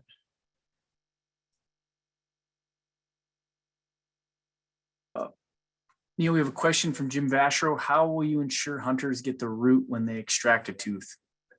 Yeah, what we'll do, Jim, is we will offer, and that's a great question, by the way, Jim, we'll offer some training videos as well as some literature on how to correctly or successfully extract a tooth.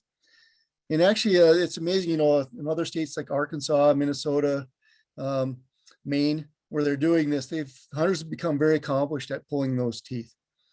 And so it's not as hard as folks think. They do it a few times and they've been able to pull them out pretty successfully.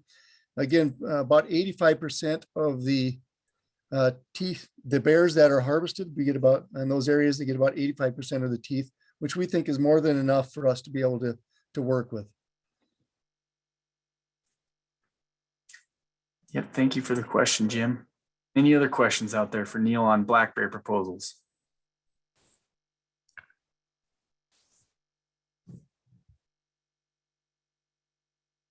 All right, moving on. Next, we will jump on into mountain lions. Right now, we don't have any changes in terms of the boundaries for mountain lions, with one exception, and that's down in that Thompson River area, or Thompson Falls area, excuse me. So 123, 124. I think we're going to potentially combine that into one district. No, actually, we're not going to combine that. We leave it the same. There is a small boundary change on Seavers Ridge. It's just an old trail that doesn't exist anymore. So that would be the only changes. So they would actually be aligned with the old districts, the current districts, and not necessarily the new changes. And we didn't make that change because we heard a lot of comments, a lot of concerns. There's a lot of upcoming changes potentially for mountain lions. We have a citizens working group working on a proposal to the commission on what we want to have in terms of mountain lion populations on the ground. And so with all the changes coming up, we felt it's maybe not the best idea to start messing with a whole bunch of boundaries just yet. It's something we can review later on if we need to. There is a proposal out there, however, to seek comments on two types of seasons.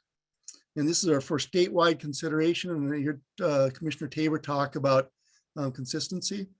So they're seeking comments on different management units that could be utilized in one or two options. And these two options would not have to be statewide. Different line management units could use one or the other system. One is a quota system that would close when a quota is met. And the other is a hybrid system. I don't know if folks are familiar with Region 2, but it would use permits or probably special licenses for part of the early season. And then after a certain amount of time, if there are animals that have not yet been harvested under that permit or a special license system, you would go into a quota system and the remainder of those lions would be harvested or available to anybody with a general license. This will just give you a little bit of idea. Mountain lion seasons have gone through a lot of changes, and Region 1 is no exception. If you're looking back in the 1990s, mountain lions were, in terms of population, were probably on the increase.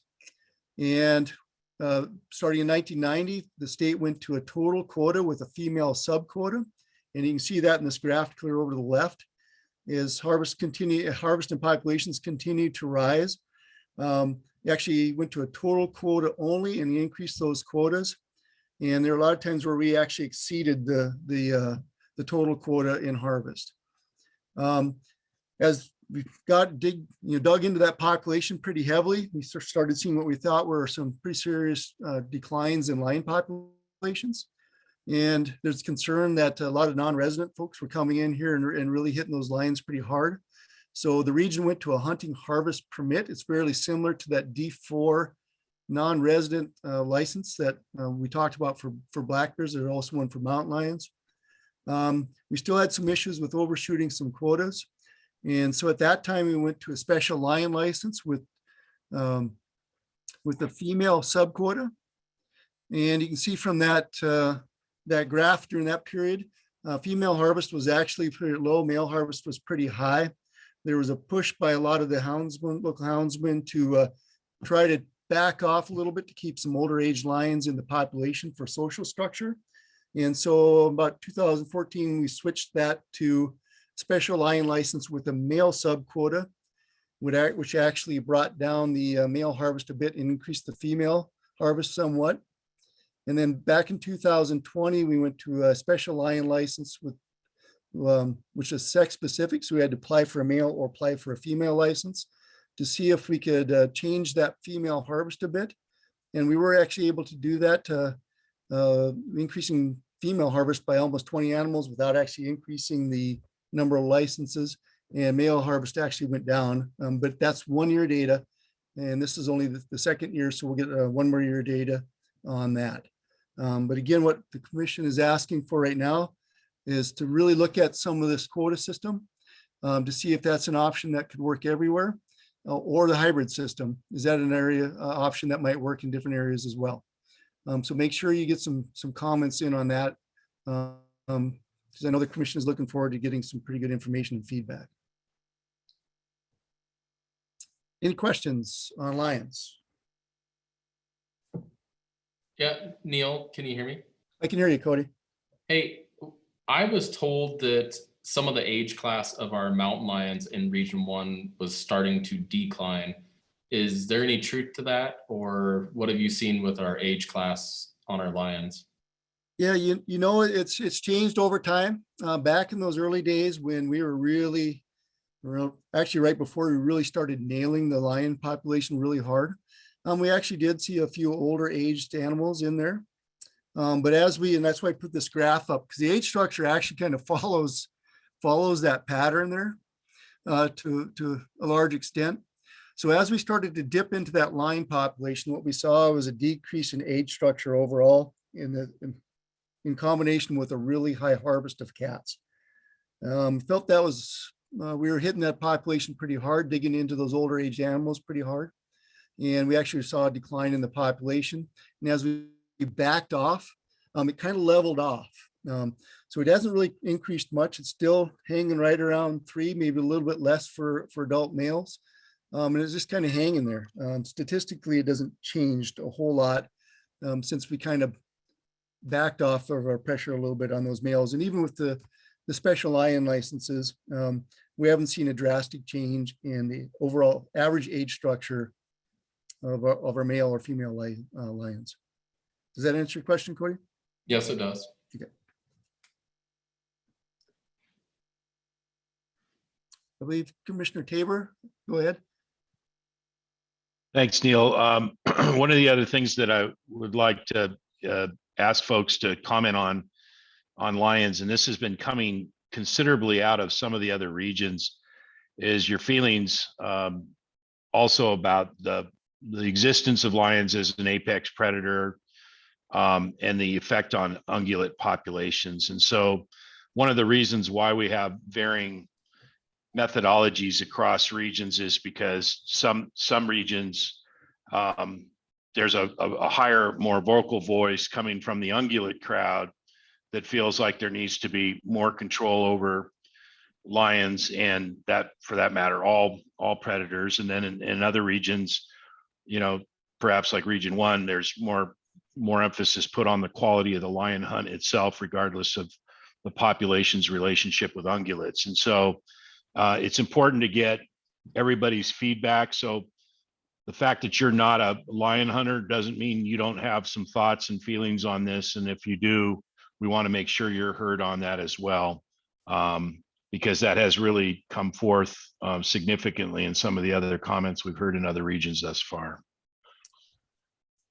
Yeah, and I'll also bring up, in addition to providing the commission with some comments, we're actually starting a process where we have a committee, and it's a multifaceted committee. It's got lion hunters, elk hunters, deer hunters, non-hunters, landowners on the committee to kind of address a little bit what Commissioner Tabor talked about in terms of where we want to be with lion harvest in respect to not just lions, but also to ungulate populations. And so I think going forward, there's a lot of discussion to be had about kind of the predator-prey interactions, impacts on ungulates. And we also have an elk project coming up in the Knoxon area, hopefully to be starting next winter. We're hoping that's when it will start, kind of looking at both habitat as well as predation and including human impacts on elk populations, to help maybe get some more biology into the question that Commissioner Tabor brought up.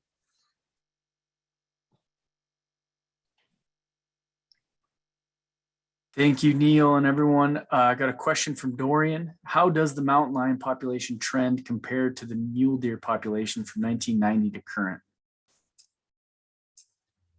So from 1990 to current, is that what you're talking about in terms of mule deer? Yeah, how's it trend compared to the mountain lion population?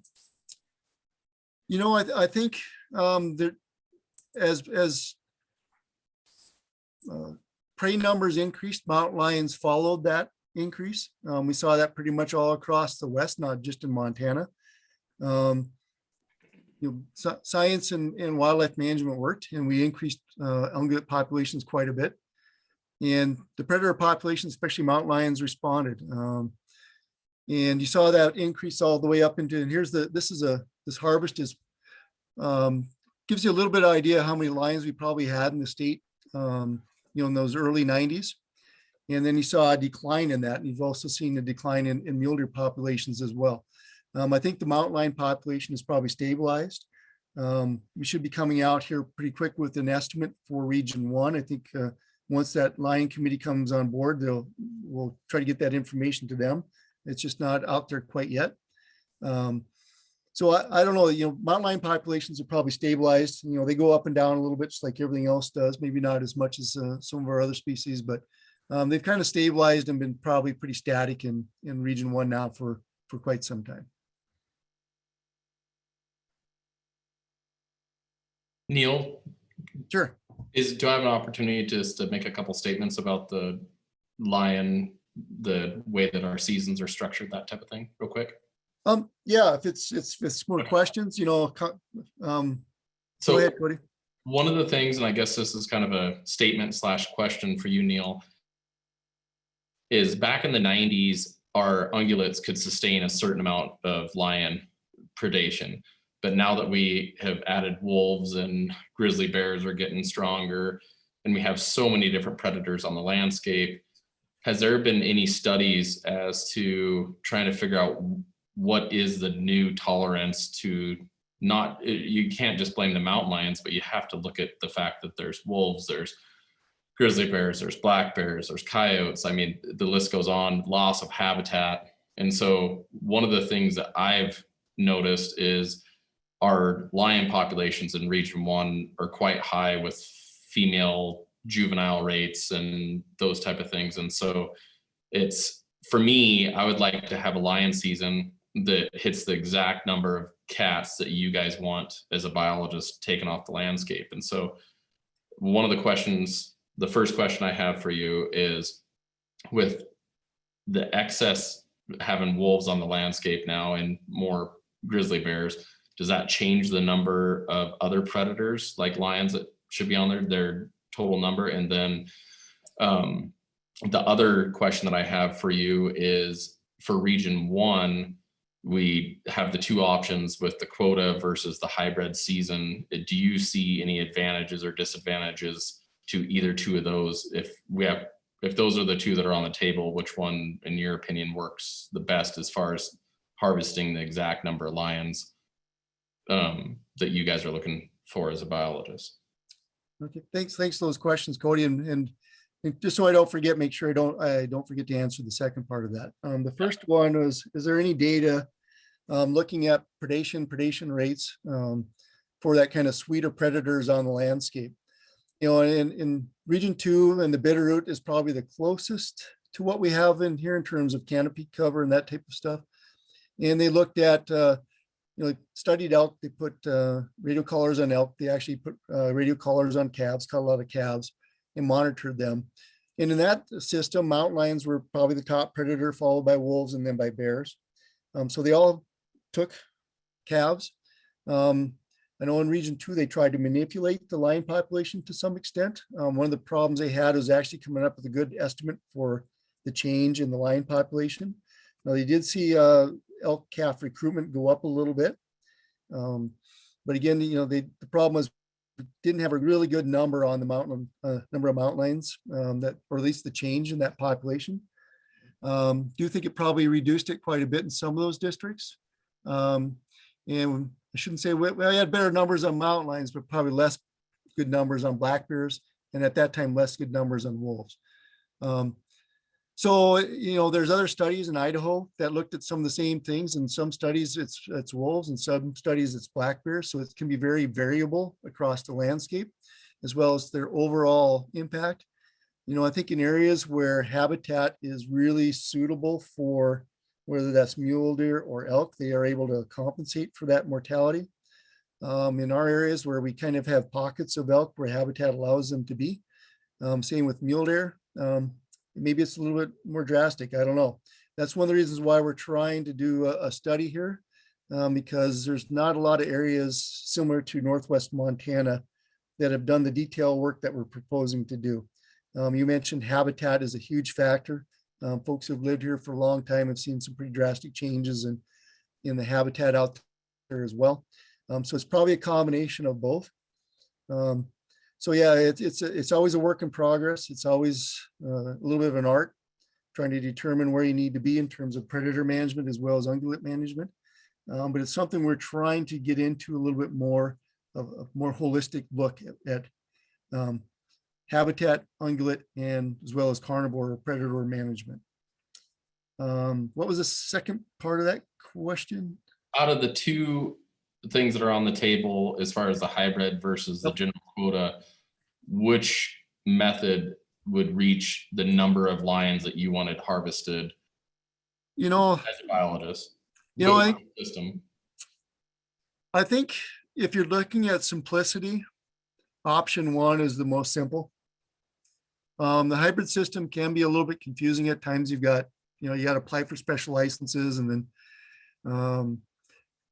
if the quota is not, or you don't harvest a certain number, then you go to a quota system, and then general license holders can come in. So in terms of being most simple, I think both options work.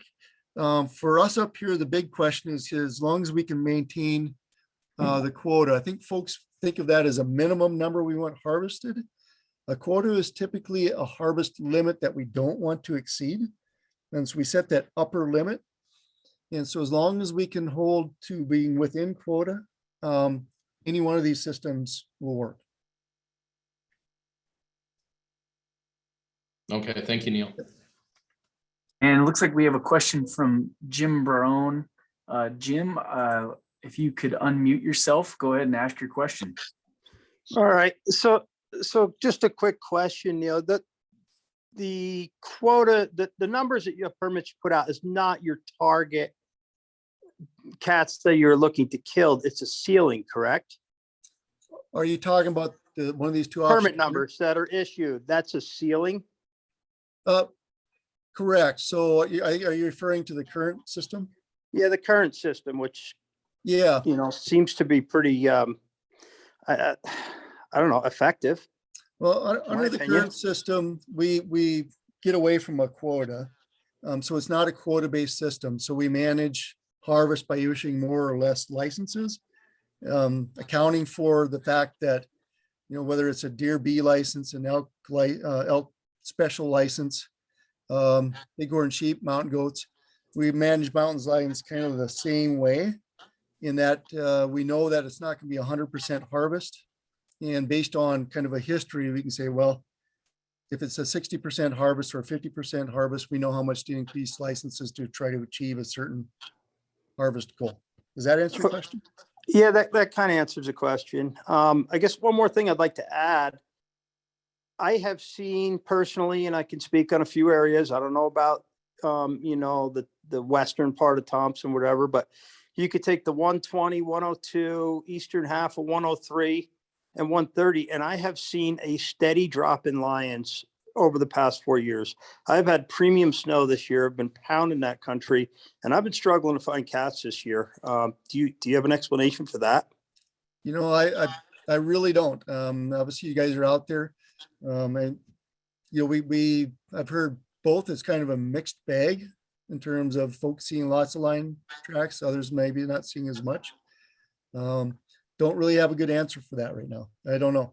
I know when we did our estimate, which wasn't in that exact area, but it was a little bit south and probably a little bit west of some of that, which was only 2 years ago. There were a fair number of lions in there. Okay. And then one more thing I want to ask is why would you see a need to abort the current system and go to option 1 or 2? What would be a reason for that? Is the current system not working as expected? Well, these are the proposals that are on the table, at least where the commission is asking for very specific information on that. The reality is that regardless of the species, all the hunting regulations that you see in your regulation book in terms of seasons, quotas, that stuff, that's all really a tentative. It's all a proposal. So if you hear a commission proposal, and I'm going to paraphrase a little bit here, and Commissioner Tabor can correct me if I say anything incorrectly, but basically it would come out as I propose to approve all the hunting regulations within, in this case, the mountain lion regulations from 2021 with whatever those exceptions might be. So I guess, whatever you want to comment on, just get your comments in. We've only been using the sex specific season now for 2 years, so we haven't had a good chance to really evaluate it, but at least right now it seems like it does work. But that doesn't mean that we have to stick with it. All this stuff is open for public comment and consideration. All right. Thank you, Neil. Yep. I might comment on that because it might help explain a little bit. So to be a little bit clearer, the existing system is an allocative system, and it's designed specifically to favor one set of user groups over another. So it's proven, because it's utilized in all the different regions, that these two quota systems, whether it's hybrid or direct, it allows you to manage the species. And this is where we get into this issue of, is the department managing through biology, or is it managing for social purposes? The existing permit system, it was a social decision. All those special permits put in throughout Region 1 was done for social, from a social perspective. to address social issues, some of which now have been cured by other means, the most significant one of which was the advent of the D4 and the limitation of non-resident houndsmen to come in. Because even after the special permit system, there was a substantial number of non-resident houndsmen that were coming in from the state and harvesting cats all over, including Regions 1. So the limit to the D4 kind of closed the chapter on that. And now it allows the regular process of going back to something that's more normal and spread across for all user groups. And so what we're particularly interested in as a commission is if there's 1 or 2 or 3 districts that from a social perspective, you think it will create a nightmare, like maybe there's a group of you that are in a region and say, we really are in a district and we really just want this district to ourselves. We don't want anybody else to be able to come in, whether it's within the state or from out of state, or we only want it for this purpose. Well, then make your case. And these are the social issues that the commission has to consider. And there will be people on both sides of that argument, like there have been on just virtually every social issue that's been identified for allocated purposes. So one of the specific questions the commission asked all the biologists at the December 14th meeting was either one of these two biologically sound for the preservation of the species? And the answer is yes, it is. And we know that because it's been in place in all the other regions. So it's not necessary to keep the existing system in order to protect the species.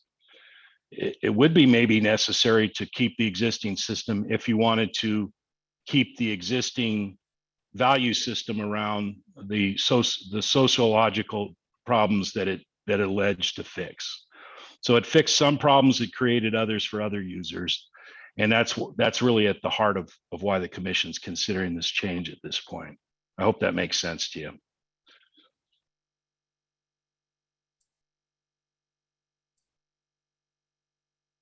Thanks, Commissioner Tabor. Any other comments on the lion portion?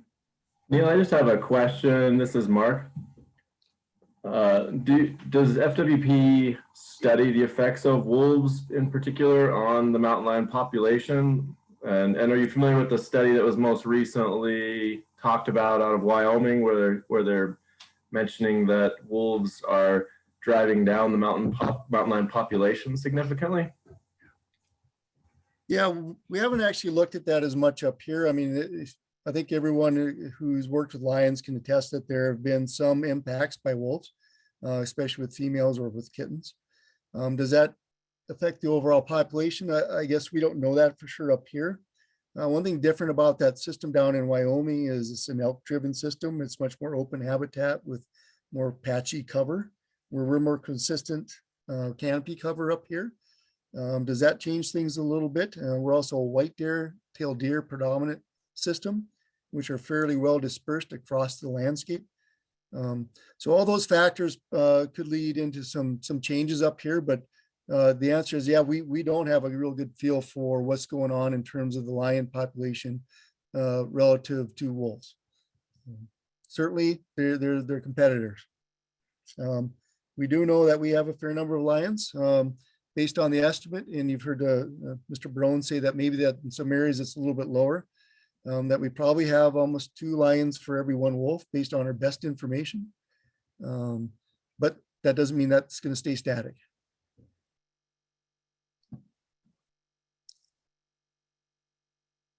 Does that help answer your question, Mark? Yes, thanks very much.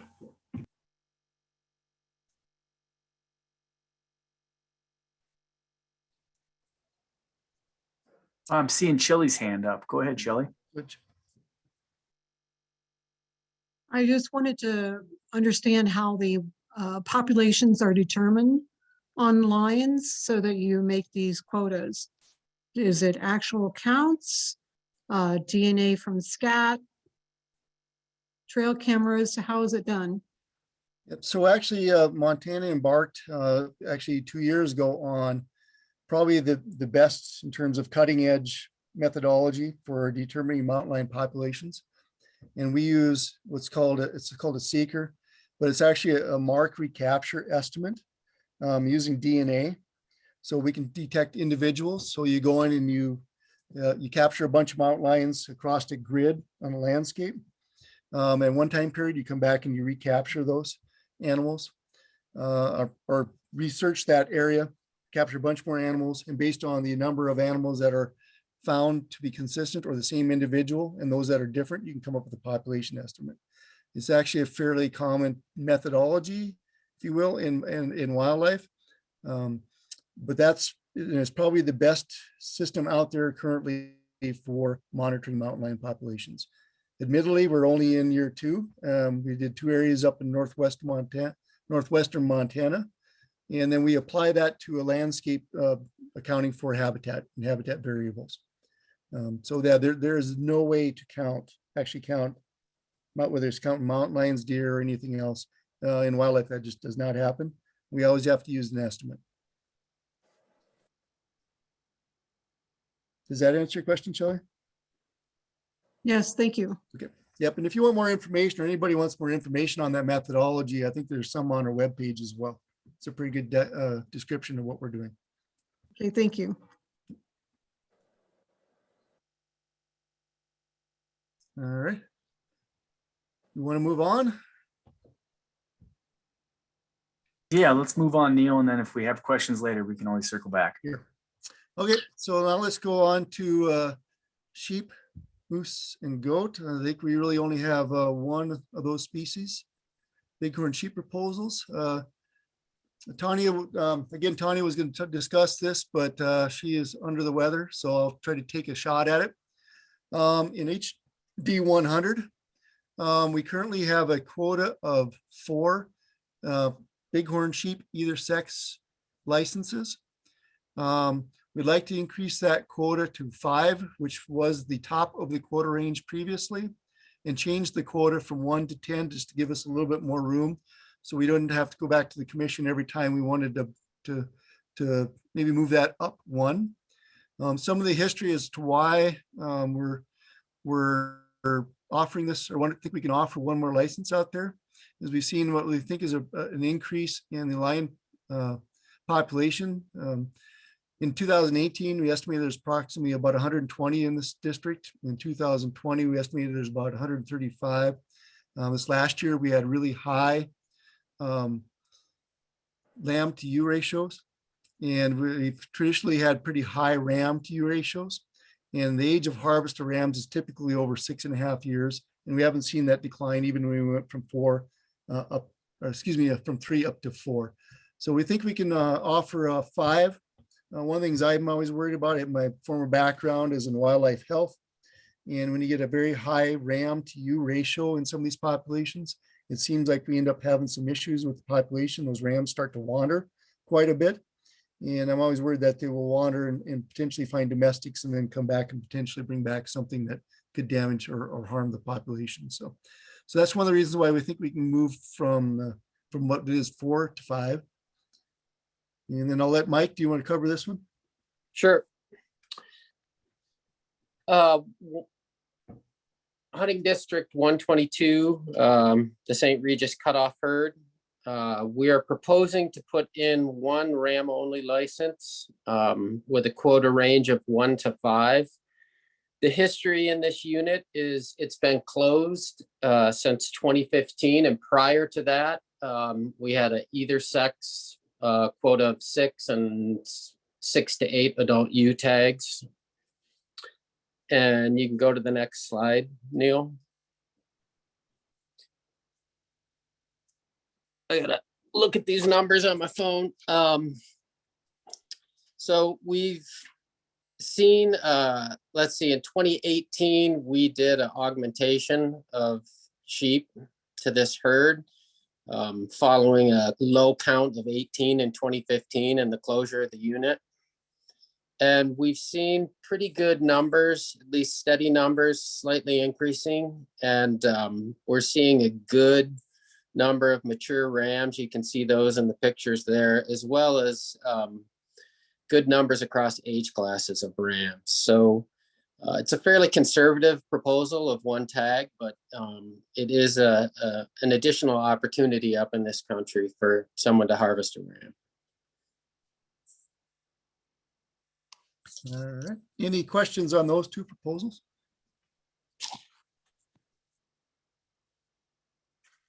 Nope. All right, and if something does come up again, as Dylan mentioned, we will be glad to answer it at the end of the presentation, and we're getting much closer. So next we will move on to turkey and upland game. There are actually two proposals each. Let's talk about turkeys first. Right now, we're proposing to change the spring turkey season dates. Right now, there's a little bit of variability in when they start annually. And we're trying to fix that.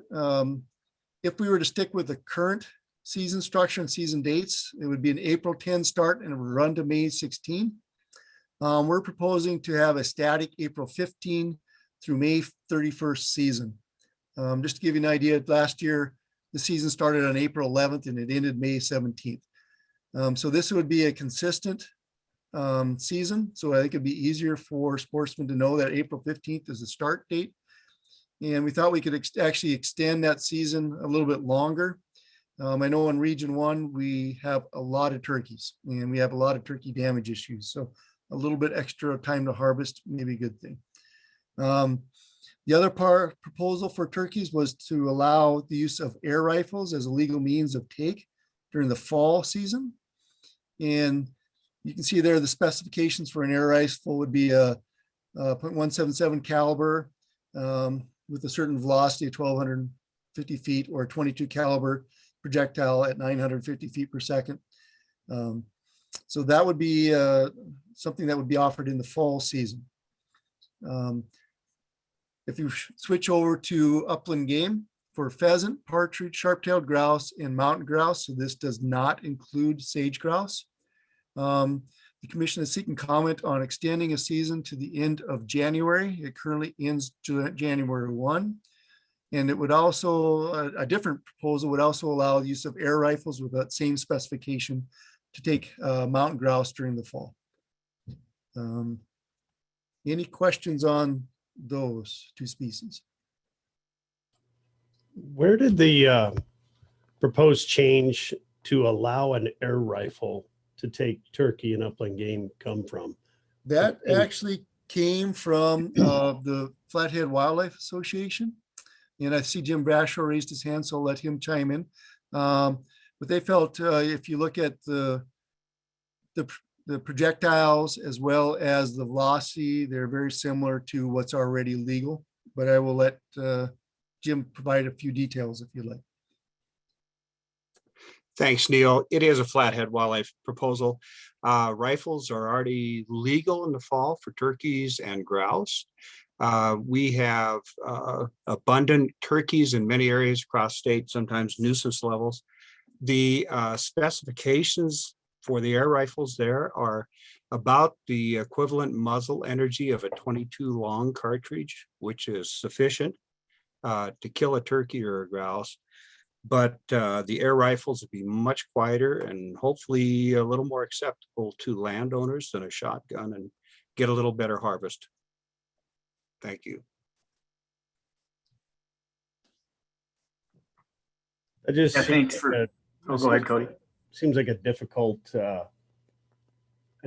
thing to enforce for law enforcement, because .177 caliber air rifles come in such a wide range of speed, available speed, whereas a .22 caliber rifle, even a low velocity bullet, is potentially enough to kill a turkey, where 177 caliber pellet out of any number of rifles may not be sufficient. Might be difficult to enforce is all I'm getting at. Yeah, and that's a valid concern. If a warden looks up the model of the air rifle, it will usually give the velocity that it produces.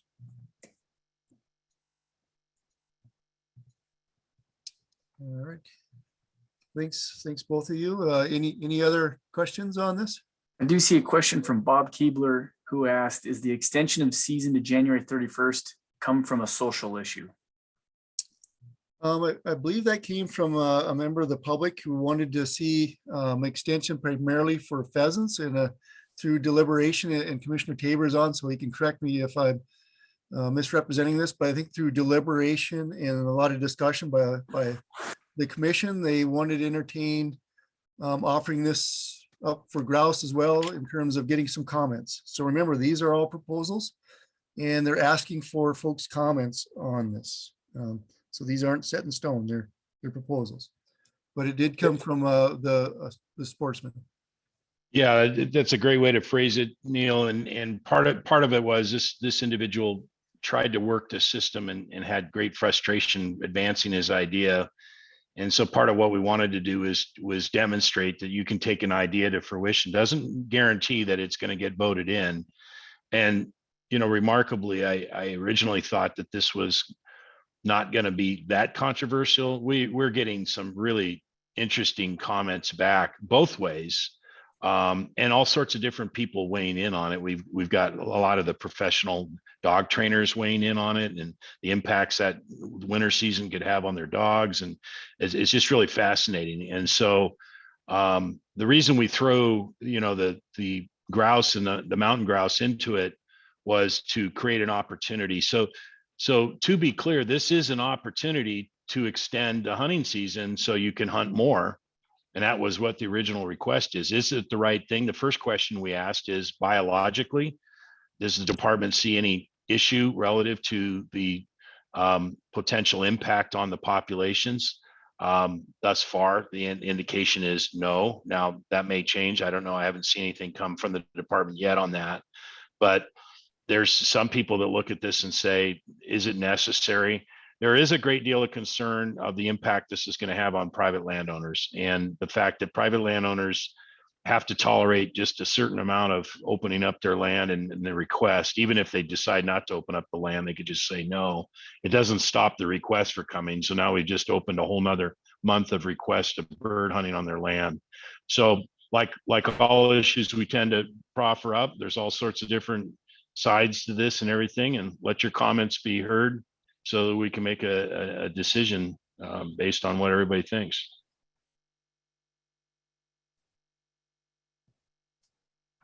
Yeah, thanks for answering those. Thank you for the question out there, Bob. Any other questions?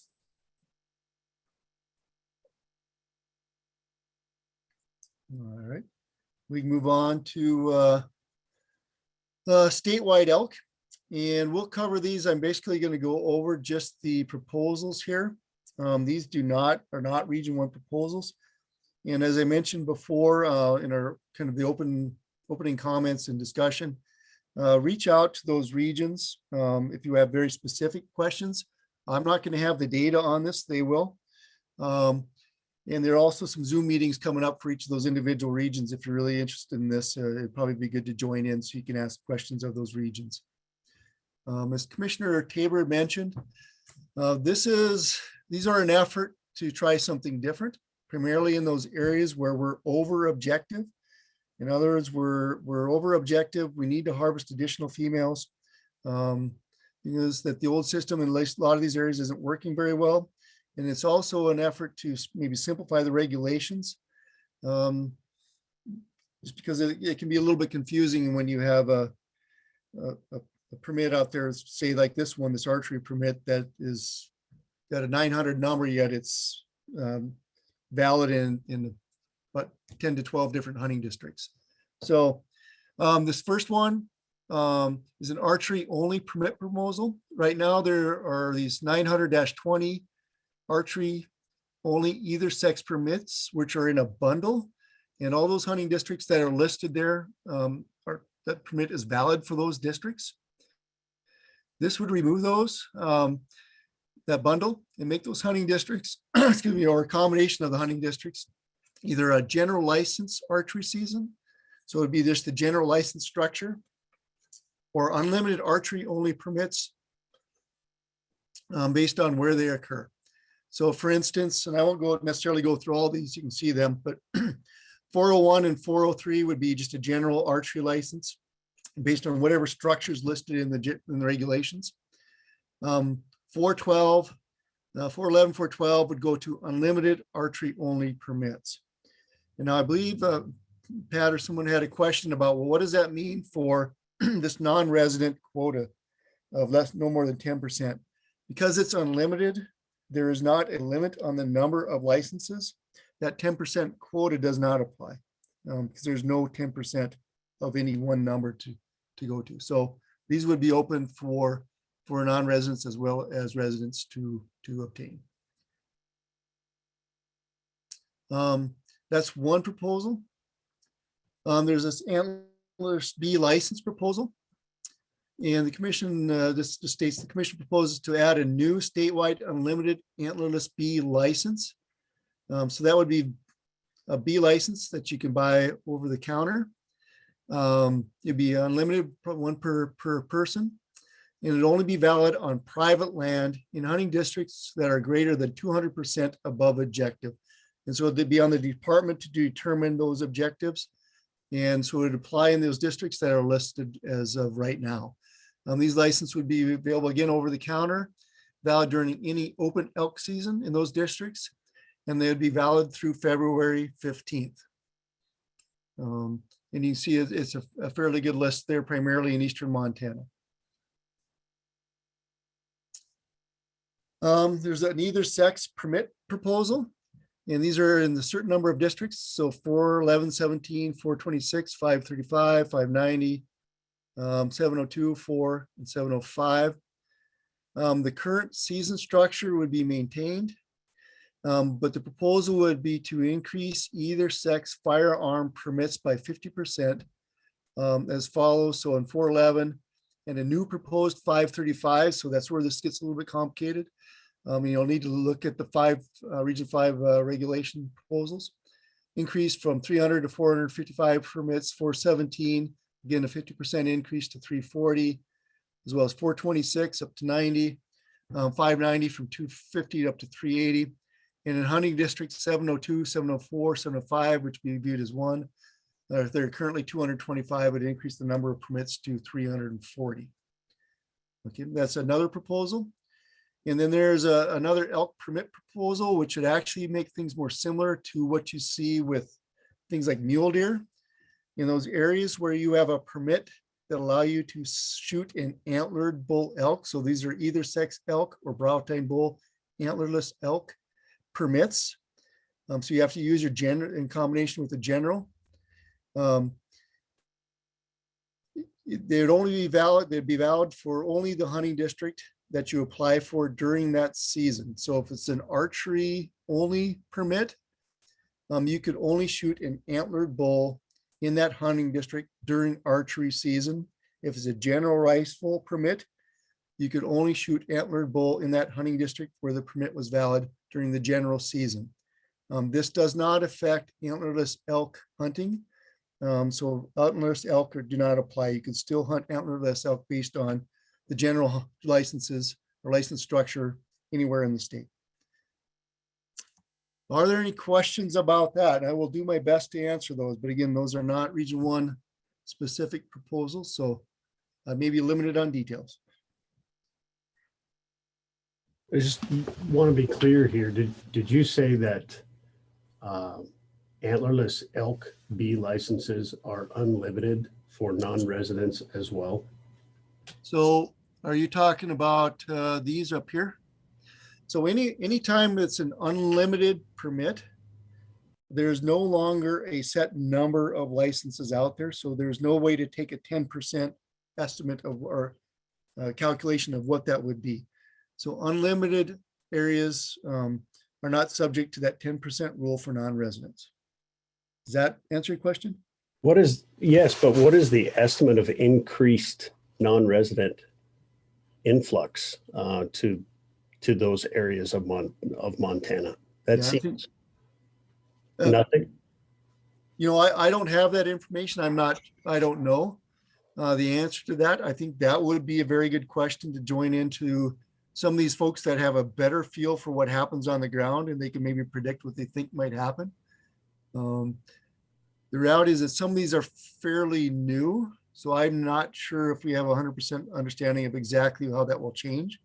But that's one of the interesting things about season proposals, right? This happens every 2 years. So there's opportunity to evaluate how things are working or how they're not, depending on what the situation is and change.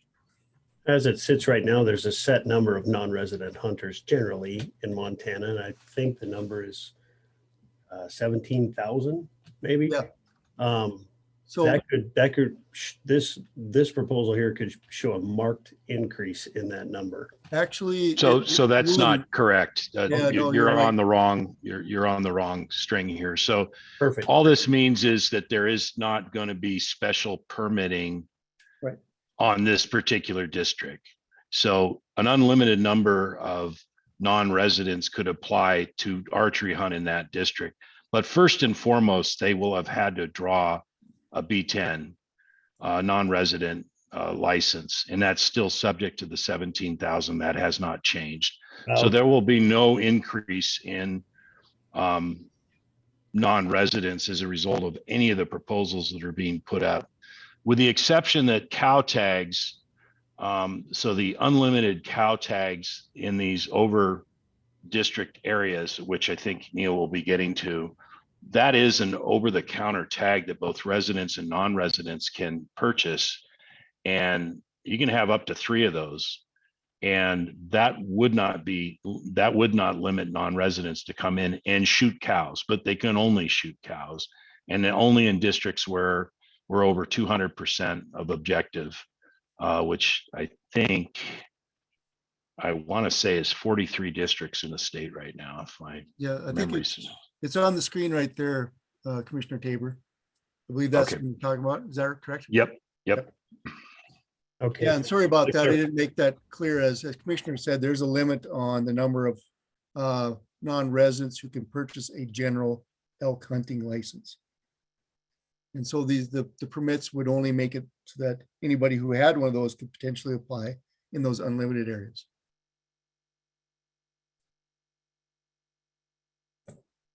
All right, Neil, and I got a couple questions here in the Q&A. Corey Anderson was wondering, can you explain the status and timeline of the statewide elk management plan efforts? Sure. So I'm actually on one of the groups or committees that is working on that. We actually had a citizens committee that got together that came up with some basic goals and objectives, and I guess you want to call them guidelines for what ought to be in the new elk plan. That those guidelines went in front of the commission, which they approved. And so we've been tasked with trying to turn those into to objectives. And that there's still yet to be a lot of conversation about objectives in those numbers. So we're not quite there yet. These things do take quite a bit of time. So I don't think we're going to be seeing a new elk plan here, at least not by the summer, but and probably more likely in the next year or so. There's going to have to be a lot of public outreach, especially when we start talking about objectives. So I think these things, even though the old one is yeah, it's a bit dated, I think there's value in taking this as a very, shall I say, organized and thought out process, which tends to take a little bit longer than folks like. But I think at the end, we'll get a better product out of that. Does that answer your question? Yeah, that does. What is the process? One additional question, I guess. What role does the commission have in, do they end up approving that plan, or what is their not influence might not be the right word, but their role in it? Yeah. Yeah, this will all be part of a public process, similar to one we're going through here. So the commission is the decision-making body on these things. So yeah, they will play the decision-making role on any of these proposals. And again, that as we go through this, these are all proposed things to the commission to consider, and then they will put that out for public comment. So it will be a public process. Okay, thanks, Neil. Yep. Hey, Neil, this is Pat. Can I follow up to that question? Sure. I guess my question is, I saw some comments and from Director Warshutz last week in the Helena paper. And I guess, like I'm kind of with Corey, and I think a lot of other hunters throughout the state, and trying to understand the urgency for these proposals. I know we have an elk problem. We've had an elk problem for, a good decade here. And now there's this sense to hurry up and do something about it. And I guess I'm wondering, like, my thought is to wait until we have an elk management plan. We can look at new tools that might come up from that management plan. We might look at some tools that this elk group that put together last year to develop the guidelines might give us before we move forward. So what I guess I'd like to hear from Commissioner Tabor is some rationale as to why to move forward at the speed that we're moving forward rather than waiting until elk management plan is completed. Thanks, Pat, for the question. So, one of the things about the management plans, whether it's the lion plan, the elk plan, the mule deer, these are guiding documents that are supposed to create the conceptual framework of which decisions are made. And it would have been wonderful if that process had started earlier and was accelerated and they got through it. It takes a remarkable amount of time to get one of those plans done. And so when you look at what the directors put forth in terms of an agenda, our elk numbers on some of these districts, like the one we're looking at now, they've been progressively getting worse with each year. And a lot of the measures that are being described right now are somewhat surgical. Like we could propose this particular thing we're looking at, antlerless proposal, and see how it works. It's just like what we did with shoulder seasons, extending the date.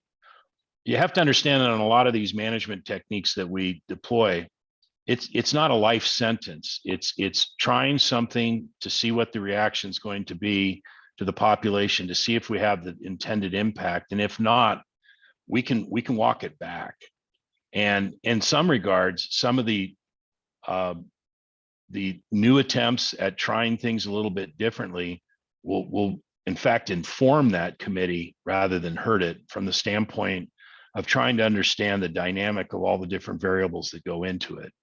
So when it comes to the elk objectives in that first work product that came and was presented and approved by the commission, I believe in our August meeting, we wholesale adopted all the work that was done by that group, and it created the bedrock or the foundation for the principles and the values in which we're to make our decision-making process. And we haven't really varied from that. But we do have an obligation, constitutional obligation, to manage these species at a tolerable level. And in some of these instances with elk, especially in these districts here and some of the other, it's just not getting done. And something has to get done. And we can't wait for a report or a committee or something else to take action. We have to continue to try to work at it. And then as that work product comes out, if it informs us in a different manner and requires us to walk back anything that we ultimately decided on, we'll have the flexibility to do that. I hope that answers your question, Pat. Yeah, thank you. And Neil, I've got a couple questions here from Jacob Jurassic again. His first question is, what is the science behind the elk permit proposal? And secondly, and a follow-up to my first question is, why is there a need to limit hunters to only hunting in a hunting district that they are successful at drawing a permit in? Okay, let me take the first one there.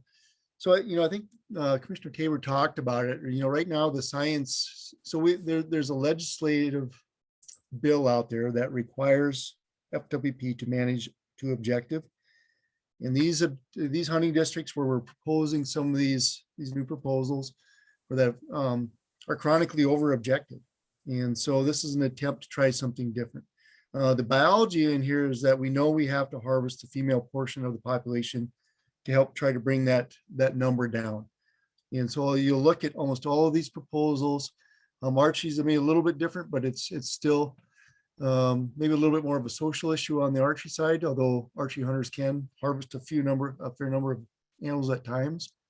But the antlerless bee license and either sex permit type stuff, or not either sex permit, but primarily the antlerless bee license proposal is all driven to try to bring, to offer more opportunity to harvest cows and bring those populations back into check. So that's the basic biology. Again, this specific one are for districts that are at least 200% above objective. So they're quite a bit over objective.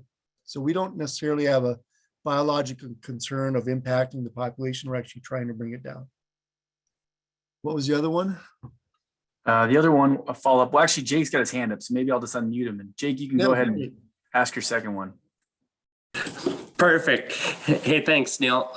The question is actually for a couple slides down.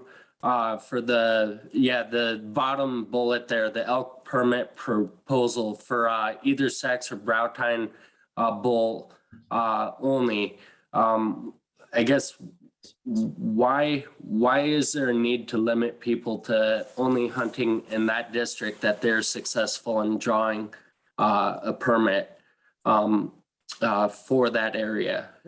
I need to have some science behind this to want to be able to support it. Yeah, I think, and again, Commissioner Tabor could sure weigh in if he thinks I'm varying here, but the reality is that this is more of a social issue than anything.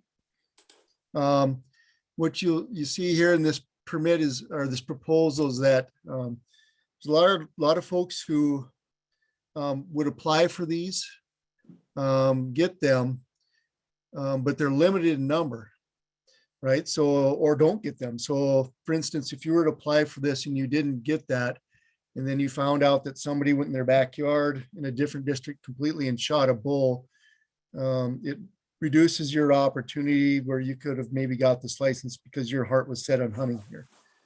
So it's primarily a social issue. We see that this is pretty consistent, like I said, with a lot of our mule deer regulations, for the same reason that folks felt it was unfair for somebody to apply for something, draw that limited permit, which is usually highly coveted, and then go shoot an elk somewhere else and don't even use that, take advantage of that permit.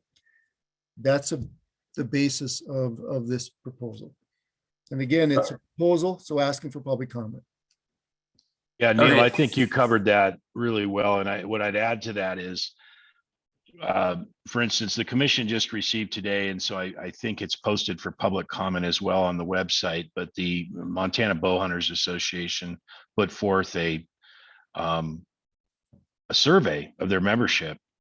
And one of the things that's come out on all the permits, whether it's special permit or going to unlimited permit, is this concern where you try it in one area, you're not successful, then you move. And so I think all of you know, and have probably experienced this personally, there is very much an uptick of overcrowding in certain areas.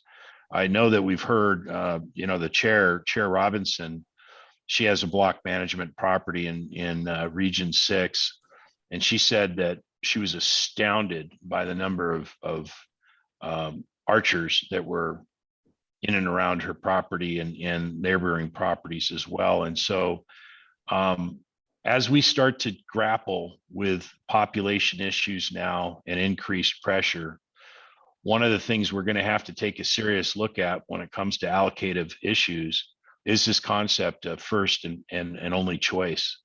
And who knows, one day we may even have to get there with first and only choice with both weapons and by species. We may have to pull apart the combination tag. We may have to look at issuing tags for each species alone. These are all techniques that are going to have to be considered as we contemplate population growth and continued demands on the resource and how Montana can best manage them.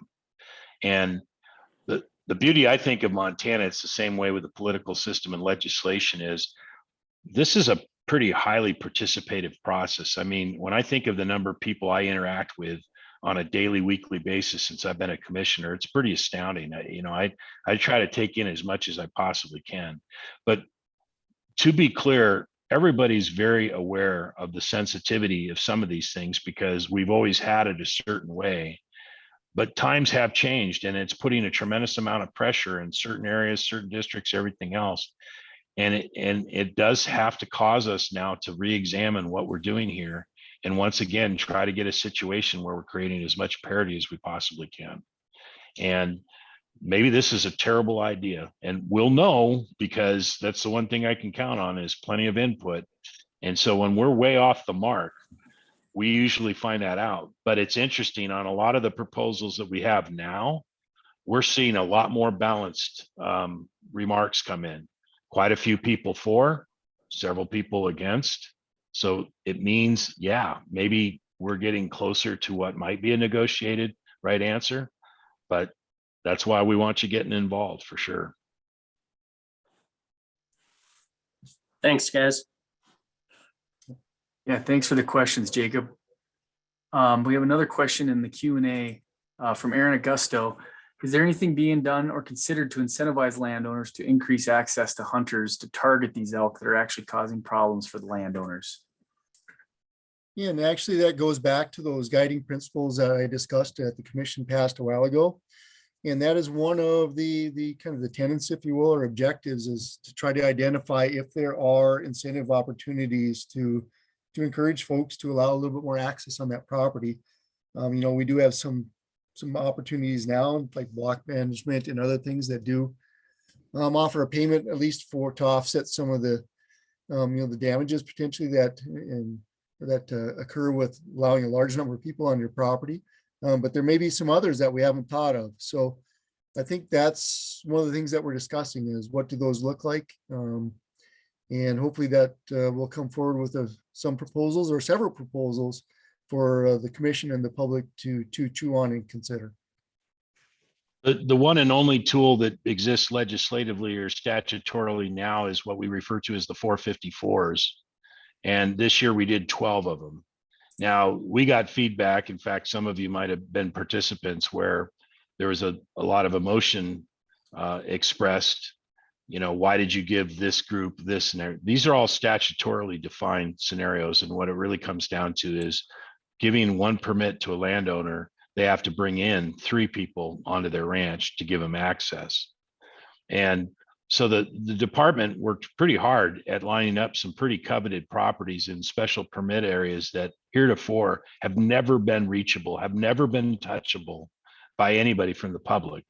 And it felt like a success. Now, one of the things we have to do on 454s, and the director heard this loud and clear, as did the staff, is we need to get a uniform methodology of getting these up. We need to have a deadline.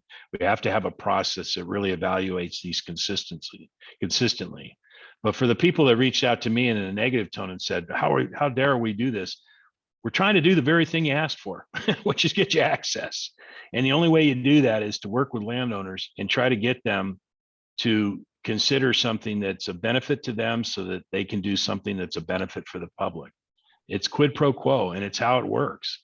And I will continue to emphasize, and I know this is one of the things that Jim Williams has worked so hard on in all these relationships that he's creating with these new landowners that are popping up left and right in Region 1 is, they delivered the opportunity of access. They preserved what you historically had, that you were on the brink of losing over 1 million acres. So Jim did his job and the staff did, but it's up to the public hunters to honor the access issues, to make sure that they protect that land, that they don't litter, that they really treat those people right. Because all you have to do is have a group of people that spoils a relationship with a landowner, and then they shut it off for everybody. So believe me, this public access issue and trying to gain more access for the public and incentivize people, that is very, very important right now to the department, to the commission, to the governor, quite frankly. And we'll continue to look for ways to figure out how to do that and are open up to ideas. The one thing we do know, though, is historically the measures have been punitive in nature. And whenever you take a landowner in Montana and try to back them against the wall and force them to do something, too much pride, too much, nope, that isn't the way it's going to happen. And we tried that and failed at it. And so that's why it's necessary for us to start looking at different ways to do things.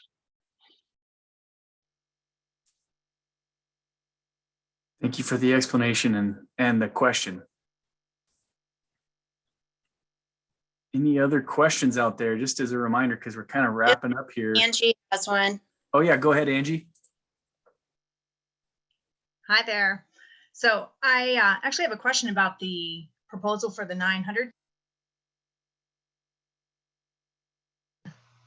in the different districts. What I'm wondering is, for years having, if you go after the 900 tag as your first choice, initially you could get it, and now sometimes you can't. But with this, and some of them where they're unlimited archery permits, does that now open the option for individuals to put in, say, for a a big bull district as their first choice, and then have a secondary choice as one of these unlimited archery areas as a guaranteed second. So you're going to now have where people were using that as their first, now jumping on to a new first as a guaranteed second, where the 900 wasn't even a guaranteed second anymore. So you're going to just throw a lot more people onto these first districts and group them up as, I don't know, into some of these more broke down smaller districts for individuals that took the 900 tag and kind of frequented multiple areas of it. So I guess if I'm understanding the question correctly, so in these unlimited archery only permit areas, will you have to select that area as your first choice? Right. Would that have to be a first choice only, or could that be selected as a second choice? You know, I don't know if it's explicit in the proposal, and surely Commissioner Tabor can weigh into that. That's obviously something to comment on if it's not. Right. But it's not actually stated in the proposal as written. Okay. That's correct, Neil. And in fact, if you look at the MBA proposal that was posted today, and quite a few other people that have fed back, first and only choice is starting to really emerge as a potential mechanism to maybe remedy a lot of the issues. If you're not up for first and only choice, or you're concerned about the way this is structured right now, I will comment that as you look at this slide and you see each one of the districts where it's general versus unlimited permit, the one thing that unlimited permit allows us to do is get a measure specifically of how many people are in that district, because they drew for that. So it's kind of almost a management tool in that regard, because we can determine, all right, how many specifically want to go to a particular area. Since it's an unlimited permit, we know how many people applied for it specifically. Whereas general license, you have no idea. It just, the ones that are proposed for general license, there is virtually no reason whatsoever, biological or maybe even social, why that district was ever included in the first place, because it doesn't really qualify for any of the initial assessments. It was lumped in when they went to all these districts. So when you see general license, that was the department's crack at saying, honestly, those districts really don't require any kind of special management issue related to the social or the biological side. For the unlimited archery permits, it's maybe a way to get some kind of control mechanism of what people are targeting. But Angie, you'd be the perfect example of somebody who's a user out there, that's worked the system a little bit and probably has some input. And you're the precise type of person we want to hear from. What are the pros and cons of the various ways to do this? And just because you see it as it's presented right now doesn't mean we can't add first and only choice, or we can't put any kind of caveat related to that. We absolutely have that within our discretionary power, because everything has been put out for public comment. So it gives us great latitude to come up with final proposals. Well, wonderful. Thank you very much for answering that. You know, I guess I would just add on to what Commissioner Tabor said there, is that all of these proposals are just that, proposals. And based on what comes back in terms of public comment, the department has a chance to look at these and maybe make some changes or into the proposal to put forward to the commission, as well as the commission members themselves have an ability to look at those comments and alter proposals in some way or form. So the comments that you guys put in do matter. Hi, Neil, this is Pat. I have a couple more questions. I guess I asked earlier when we first started this meeting about some of the rationales. And I think, when you get to the region-wide descriptions as far as proposals, there's a lot of rationale that's there, and it's really spelled out and it helps the reader understand. Like on the slide you have here, I'm trying to understand the rationale to go to unlimited archery permits. I'm an archery hunter. From what I recall, we went to the bundling system for all these units 8 to 10 years ago because of an issue of overcrowding in those units. And I just see us going to unlimited archery permits in some of these units, leading once again to problems that we had 10 years ago in terms of overcrowding. Having some rationale about why we're changing these, or what we used to go from and why we changed back then, and giving us some background would be extremely helpful. But can you help me understand why we're going to unlimit the archery only permits and how that would help decrease the crowding issue, if at all? Yeah, and admittedly, like I say, I'm not as familiar with some of these as the folks over in regions 4 and 5 are going to be. But I think Commissioner Tabor offered up some of that by going to unlimited. You maybe will get an idea of how many people are actually participating in those activities. Certainly overcrowding could definitely be an issue. And I think that's something that, the Department of the Commission will have to look at should this go forward. But I don't know, maybe Commissioner Tabor has a better explanation than that. But again, I would certainly encourage folks to join into the Region 4 and Region 5 and actually Region 7 Zoom meetings. Because these are proposals that are going to be much more, affect them to a much greater detail, obviously, than it does us out here. I think you covered the general area. The only thing I would add to it is the districts you're looking at, most of them, there is no biological issue here. I think you indicated that it was done for social reasons. In some ways that's true. In other areas, it was actually done by a means, I'll just be quite open, punitively to, affect some of the landowners in some of those districts that weren't participating in a way that they thought they should be participating. And so they've effectively took something away from them by going to special permit. So if you go to unlimited only permits, you can still create a specification to a district, but you do open it up to non-residents. The landowners that are in those areas that desire to have non-residents hunt on their land will be able to do so. And there's elk to support it. And that's one of a good example of, does it make sense to do things for landowners that then get them to turn around and want to do things for the general public?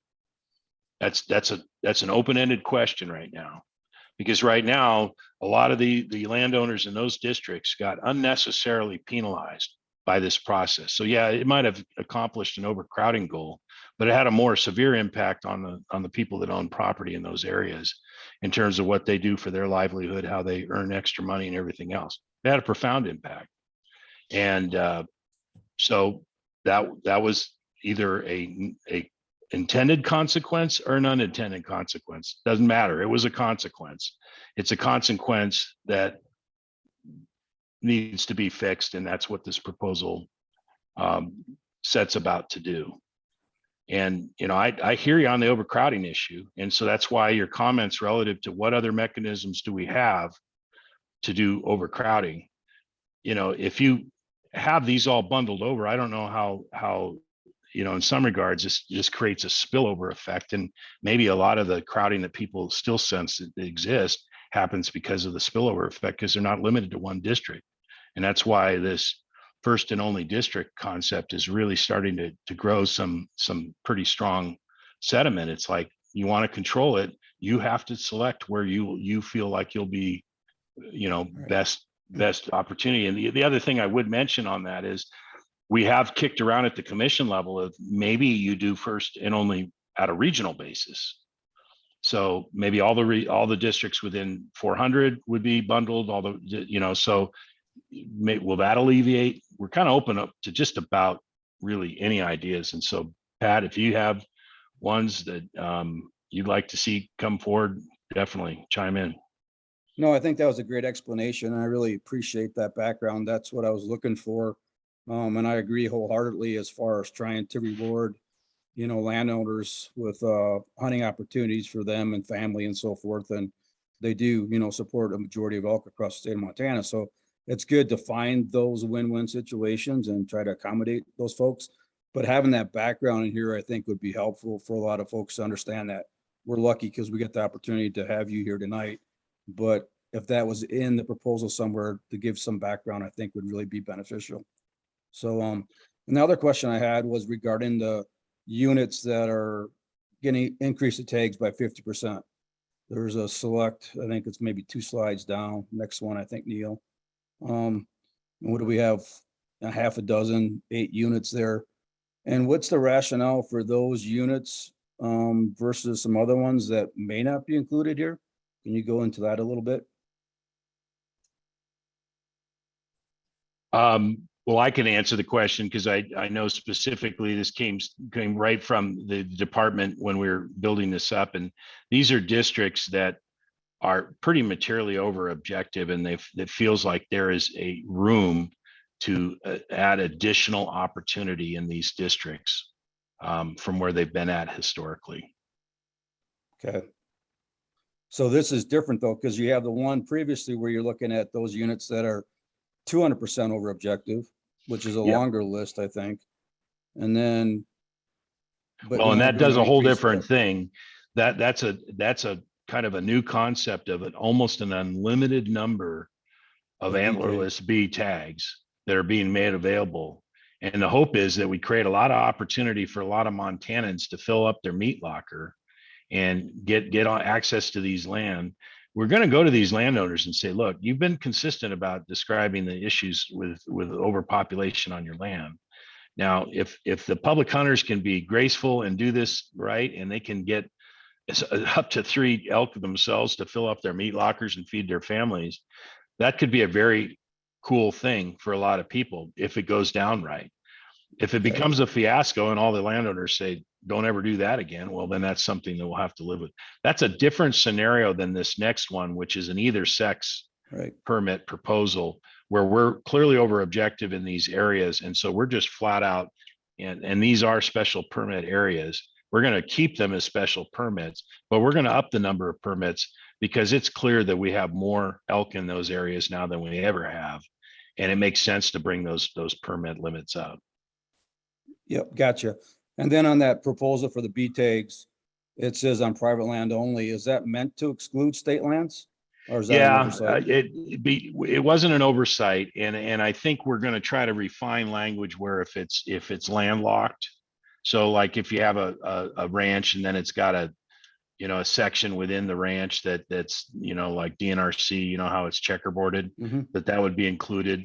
But the overwhelming feedback we got from the public is don't do this on public land, only do it on private land. Because if you're killing the wrong elk if you go and shoot cows on public land. And so the commission heard that loud and clear. So in this proposal, that's why it says private land. I do think that we have a problem with landlock, on those certain sections. And my guess is we will make we'll account for that so that it won't be considered the same kind of public land that all the public was worried about, which is probably, adjacent land and big chunks of public land that are next to private ranches, that kind of place. All right, thank you.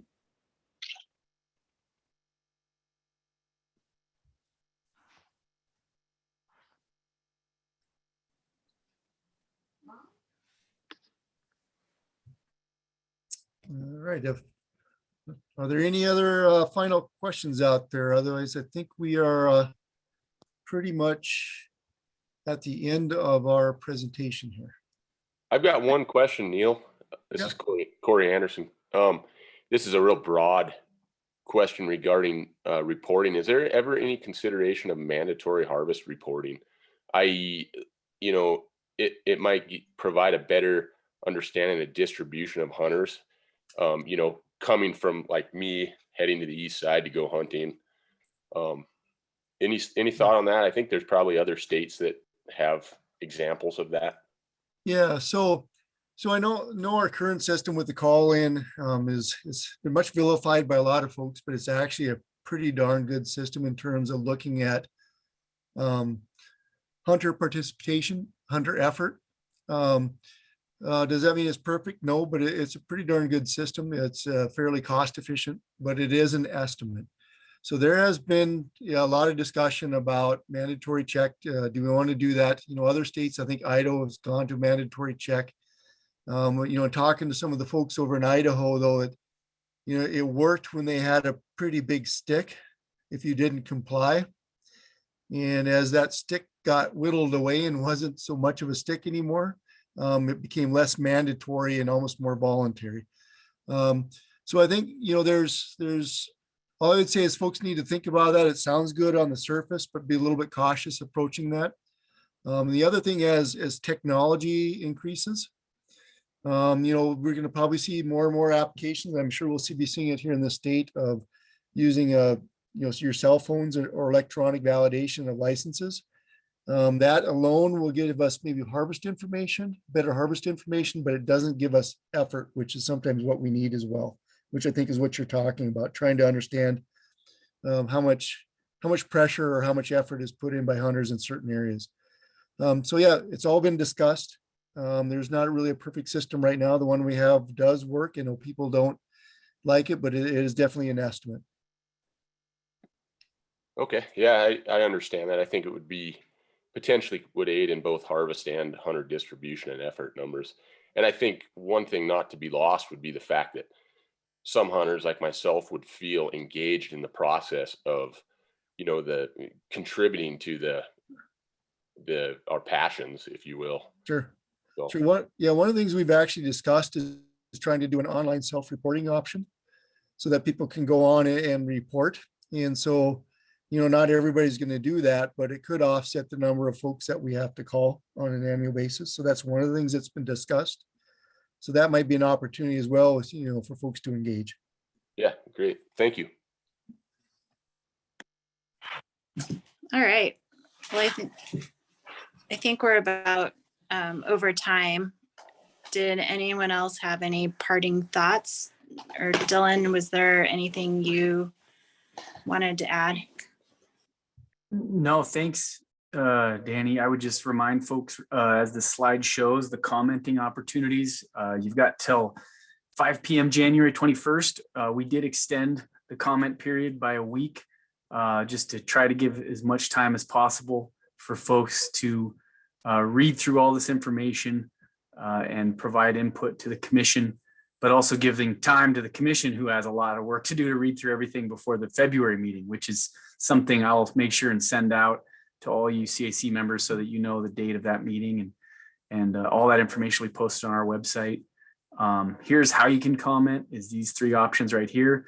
Another way is showing up to our FWP office here in Kalispell. Like I said, we've got big maps out in the lobby. We've got comment cards, and we've got all the staff here to answer any questions. So if you didn't get your questions answered tonight, or if another question comes up as you're reviewing everything, please don't hesitate to reach out to us or give us a call or show up here in Kalispell. And just really enjoyed the discussion tonight and appreciate all the great questions. So thanks, everybody. Yeah, Dylan, I'd just like to add, and Danny, thanks to both everyone that logged on from the public on the attendee list, but also the citizen advisors. This is a new experience for CAC, not our normal CAC. And I appreciate your engagement, your time, and your caring throughout this process. So thanks on both counts. And I think it worked out. Dylan, you did a good job. It's tough to do these Zoom meetings, and Neely did a great job with all the information, Commissioner Tabor and everyone. It's complicated stuff sometimes, but we have an open door here. It's always open, coffee's on, and most of you know that, but feel free to come in, grab Dylan, Neil, any one of us, and we'll sure answer further the discussion. So thanks. And it's snowing outside, so those of you that have to drive home, drive safe. Thanks, everybody. Appreciate your time. Thanks, Commissioner Tabor. Really do appreciate your time. I know you're swamped.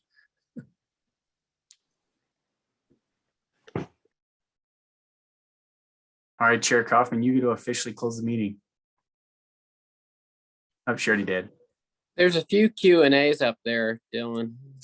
Okay, looks like everybody just saying thank you. Yeah, thanks to all the people who attended. Appreciate it. And have a safe night. Thanks, everybody.